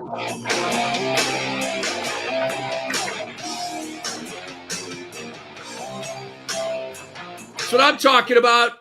My boy Dave Poland says, oh, yeah, baby. That is Albatross by Corrosion of Conformity. Sounds a little Black Sabbath-y right there. Dark, heavy, riffy. I like it. Right in my wheelhouse there, Dave Poland. Love having you guys and girls along for the ride here with Rick Campbell on Bettor Sports Live. And some of the comments out here have been really, really funny tonight, and we appreciate all of you. Better Boss is out here. He writes, that's a little bit dated here. So Better Boss, I don't want to read that. He does write, looking forward to getting back into NBA this season. Me too. And in moments, we will get back into the NBA and my breakdown of some of these futures. But Jeff Passan of ESPN is also reporting that tomorrow's game 407. And look, again, it's going to be Bieber, it's going to be Cortez, and it's maybe going to be misery for the Yankees. They're going to be so pissed if they lose tomorrow, and if Bieber shuts them down, and they know they could have had a Savali start against Tyone versus a Bieber start against Cortez. Again, it's an upgrade for the Yankees with their pitcher. They get Cortez instead of Tyone, but that is a smaller upgrade than is the upgrade from Savali to Bieber. I mean, that's a catastrophic, an epic, a transcendent upgrade. Whereas Cortez is an upgrade. Boy, there's a lot of NFL breaking news here. Dak Prescott plans to play Sunday against the Lions. We know about Tua. It's been very widely reported that he's going to start against Pittsburgh. Carson Wentz had surgery on his fractured hand. I want to know if my boy, Sam Howell, is Marquise Brown out indefinitely with a foot injury. Oh, God. Oh, my God, this year in the injuries. Oh, I'm rolling. I'm 5-1 in an IDP dynasty league, and I got Marquise Brown, and he's my probably my top receiver. Now, T. Higgins is my top receiver. He's probably my number 2. And you're like, damn, that's the best you got. It's a dynasty league. I took over a reclamation project, okay? Sorry. I was 6-6 first year. Last year, I was like 9-3, 10-3, something like that. And this year, I'm 5-1. Oh, I'm so sorry. How am I getting it done? Your boy knows the defensive side of the football, man. My defense is rock star, and my offense is adequate, I would say. Not great. Like Jeff Wilson at running back, T. Higgins, Devin Duvernay, Marquise Brown, a little Hunter Renfrow, a little Hayden Hurst. I got Joe Burrow, very stacked with Cincinnati. No, that's not by design. It's just how it worked out. In a league this thick, you don't have the ability to stack that way. It just worked out that way. But some NBA futures here before we get out. Luka Doncic for MVP. We talked about this a little bit last week. Talked about it with Kate Constable earlier on in the show here. So I'll make this kind of quick. But again, I'm decent with this triple double and MVP prediction stuff. I have a history with this. The year that Russell Wilson won MVP with I think it was like 31, 11, and 11 triple double. I predicted that he would do that. It was obviously the first year without Kevin Durant, and I said this guy's going to go off on a freaking rampage. And he averaged the first triple double since Oscar Robertson, and was absolutely exhilarating throughout the whole process. And he got OKC, I think, to 6 in the West, which was overachieving based on the rest of their personnel. Ding, I got the 30-point triple-double. Ding, I called Russell Westbrook for MVP. And so I've gotten a few of these right. And I have the same tickle about Luka Doncic that I had about Russell Westbrook several years ago. The same tickle. Like, I feel like I can see the future with this one. It's very clear. We talk all the time. I let you know if it's fuzzy. I let you know. Totals in the NFL. It's fuzzy to me. I got to read. I got a vibe. I got a trend. I got a lean. It's fuzzy. This is clear to me. Luka's winning MVP this year. It's very clear to me. I see it happening. I see Adam Silver handing him the trophy, the whole thing. He's at a plus 450 right now. Might be 425, 465, somewhere in there. Take it now. Because what if Luka and the Mavs get off to a 7-1 start? And he's averaging a triple-double through 2 weeks into the season, right? Boop, right to the top of the MVP list. Boop, odds come down. 450, get in now before the landscape changes. I also like Giannis at plus 550.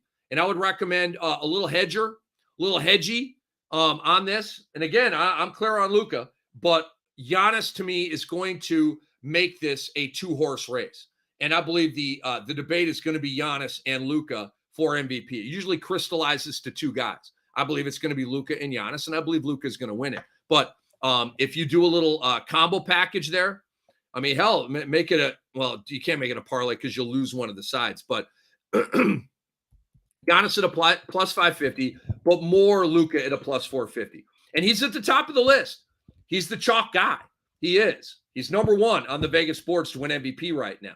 So it is chalky, but I'm telling you, I got the tickle, man. I got the tickle. And just so you know, I have never, ever in my life predicted Luka Doncic to win MVP before. This is important, okay? Because I didn't do it 2 years ago and failed. I did it last year and failed. And now here I am coming back for a third time. Nope. I didn't feel it the previous years because the team wasn't ready for the success it takes. You got to have the wins and the stats. And Luka had this way about him of not coming into the season in shape. And he would use the season to get him into shape after a party hard off season. Well, this offseason's been different. He's been kicking ass, playing with the Slovenian national team. He's in great shape. Weight is down. He's not doughy. He's actually looking lean and fit. And so that's why this year is going to be different. It's very, very important. I am not chasing here. No, this is the first time I've predicted this, and I feel like that's pretty strong. Most improved player. I've got Anthony Edwards. We talked about this with Kate Constable earlier in the show. The award usually goes to a first-time All-Star with a big stat jump. Hello, ding, wheelhouse here with Anthony Edwards. Everybody loves him. The voters would have no problem voting him to the All-Star team. And you have Karl Anthony Towns, who might stand in his way of making the All-Star team, or you could have a situation where Ant-Man takes off to the degree that he passes Karl Anthony Towns as the public face of the Timberwolves, and thus Anthony Edwards gets the vote. Any old way, to me, to diagnose this award preseason and to bet on it, you've got to figure out who has the best chance of being a first-time All-Star. That's the question you have to ask yourself if you're going to play a future on NBA Most Improved Player of the Year. And so, okay, let's diagnose it. I've got a long list here. Let's run it down. Anthony Edwards. He's going to be on a good Minnesota team with a chance to be a really good Minnesota team. Okay. He's going to be on a winning team. They're going to be in the playoffs in the West. That keeps him alive. He's going to have good stats. Okay. So we're good there. Evan Mobley in Cleveland is also on my list here. Definitely a candidate for most improved. And I could see him making the All-Star team maybe over Jared Allen this year, right? He's averaging 2.4 blocks per game, double-double, the whole thing. All right. He gets it this time, not Jared Allen. And then maybe Donovan Mitchell goes. I mean, hell, you got Garland too. He was an all-star last year. A lot of guys to choose from on my Cavs. But I guess through the volume of players that I just told you about, that's why I'm not going Mobley. It's hard for me to see a big-time statistical hike for Evan Mobley with all those other guys around him. So we might check the all-star box, but you've got to take your scoring average from 15 to like 20. I don't know if Evan Mobley is going to be a 20-point-per-game guy this year. Cade Cunningham of Detroit. Definitely a most improved candidate, but he's not going to win games, might not finish the season, okay? So those are some drawbacks there. Scotty Barnes. I just worry about not getting the statistical pop that we're looking for. You got OG, you got Siakam, you got Fred VanVleet, you got Gary Trent. And so they share a lot, and they're very diverse and multiple in what they do, and I don't see the statistical hype. Tyrese Maxey, Philadelphia, same thing. You got Harden, you got Tobias Harris, you got Joel Embiid. It's hard for me to see the statistical hike. Tyrese Halliburton in Indiana. He's going to have great stats. He will have most improved player of the year statistics, but how in the hell are you going to make the All-Star team from the Indiana Pacers? That seems like an impossibility to me. Indiana's going to be unbelievably bad this year. Anthony Simons, Jalen Green, Cole Anthony. No. We're overthinking it now. It is Anthony Edwards. He's at a plus 900 right now or thereabouts. I do like Jalen Brunson at a plus 2,000. Knick fans, you want to bang on that? Go ahead. It's not as recommended as Ant-Man, Anthony Edwards, but Jalen Brunson at a plus 2,000, I feel like is good value. Cade Cunningham at a plus 2,500, I feel like is good value. Scotty Barnes at a plus 2,800 is good value. And finally, Evan Mobley at a plus 4,000. I think it's really good value on most improved player.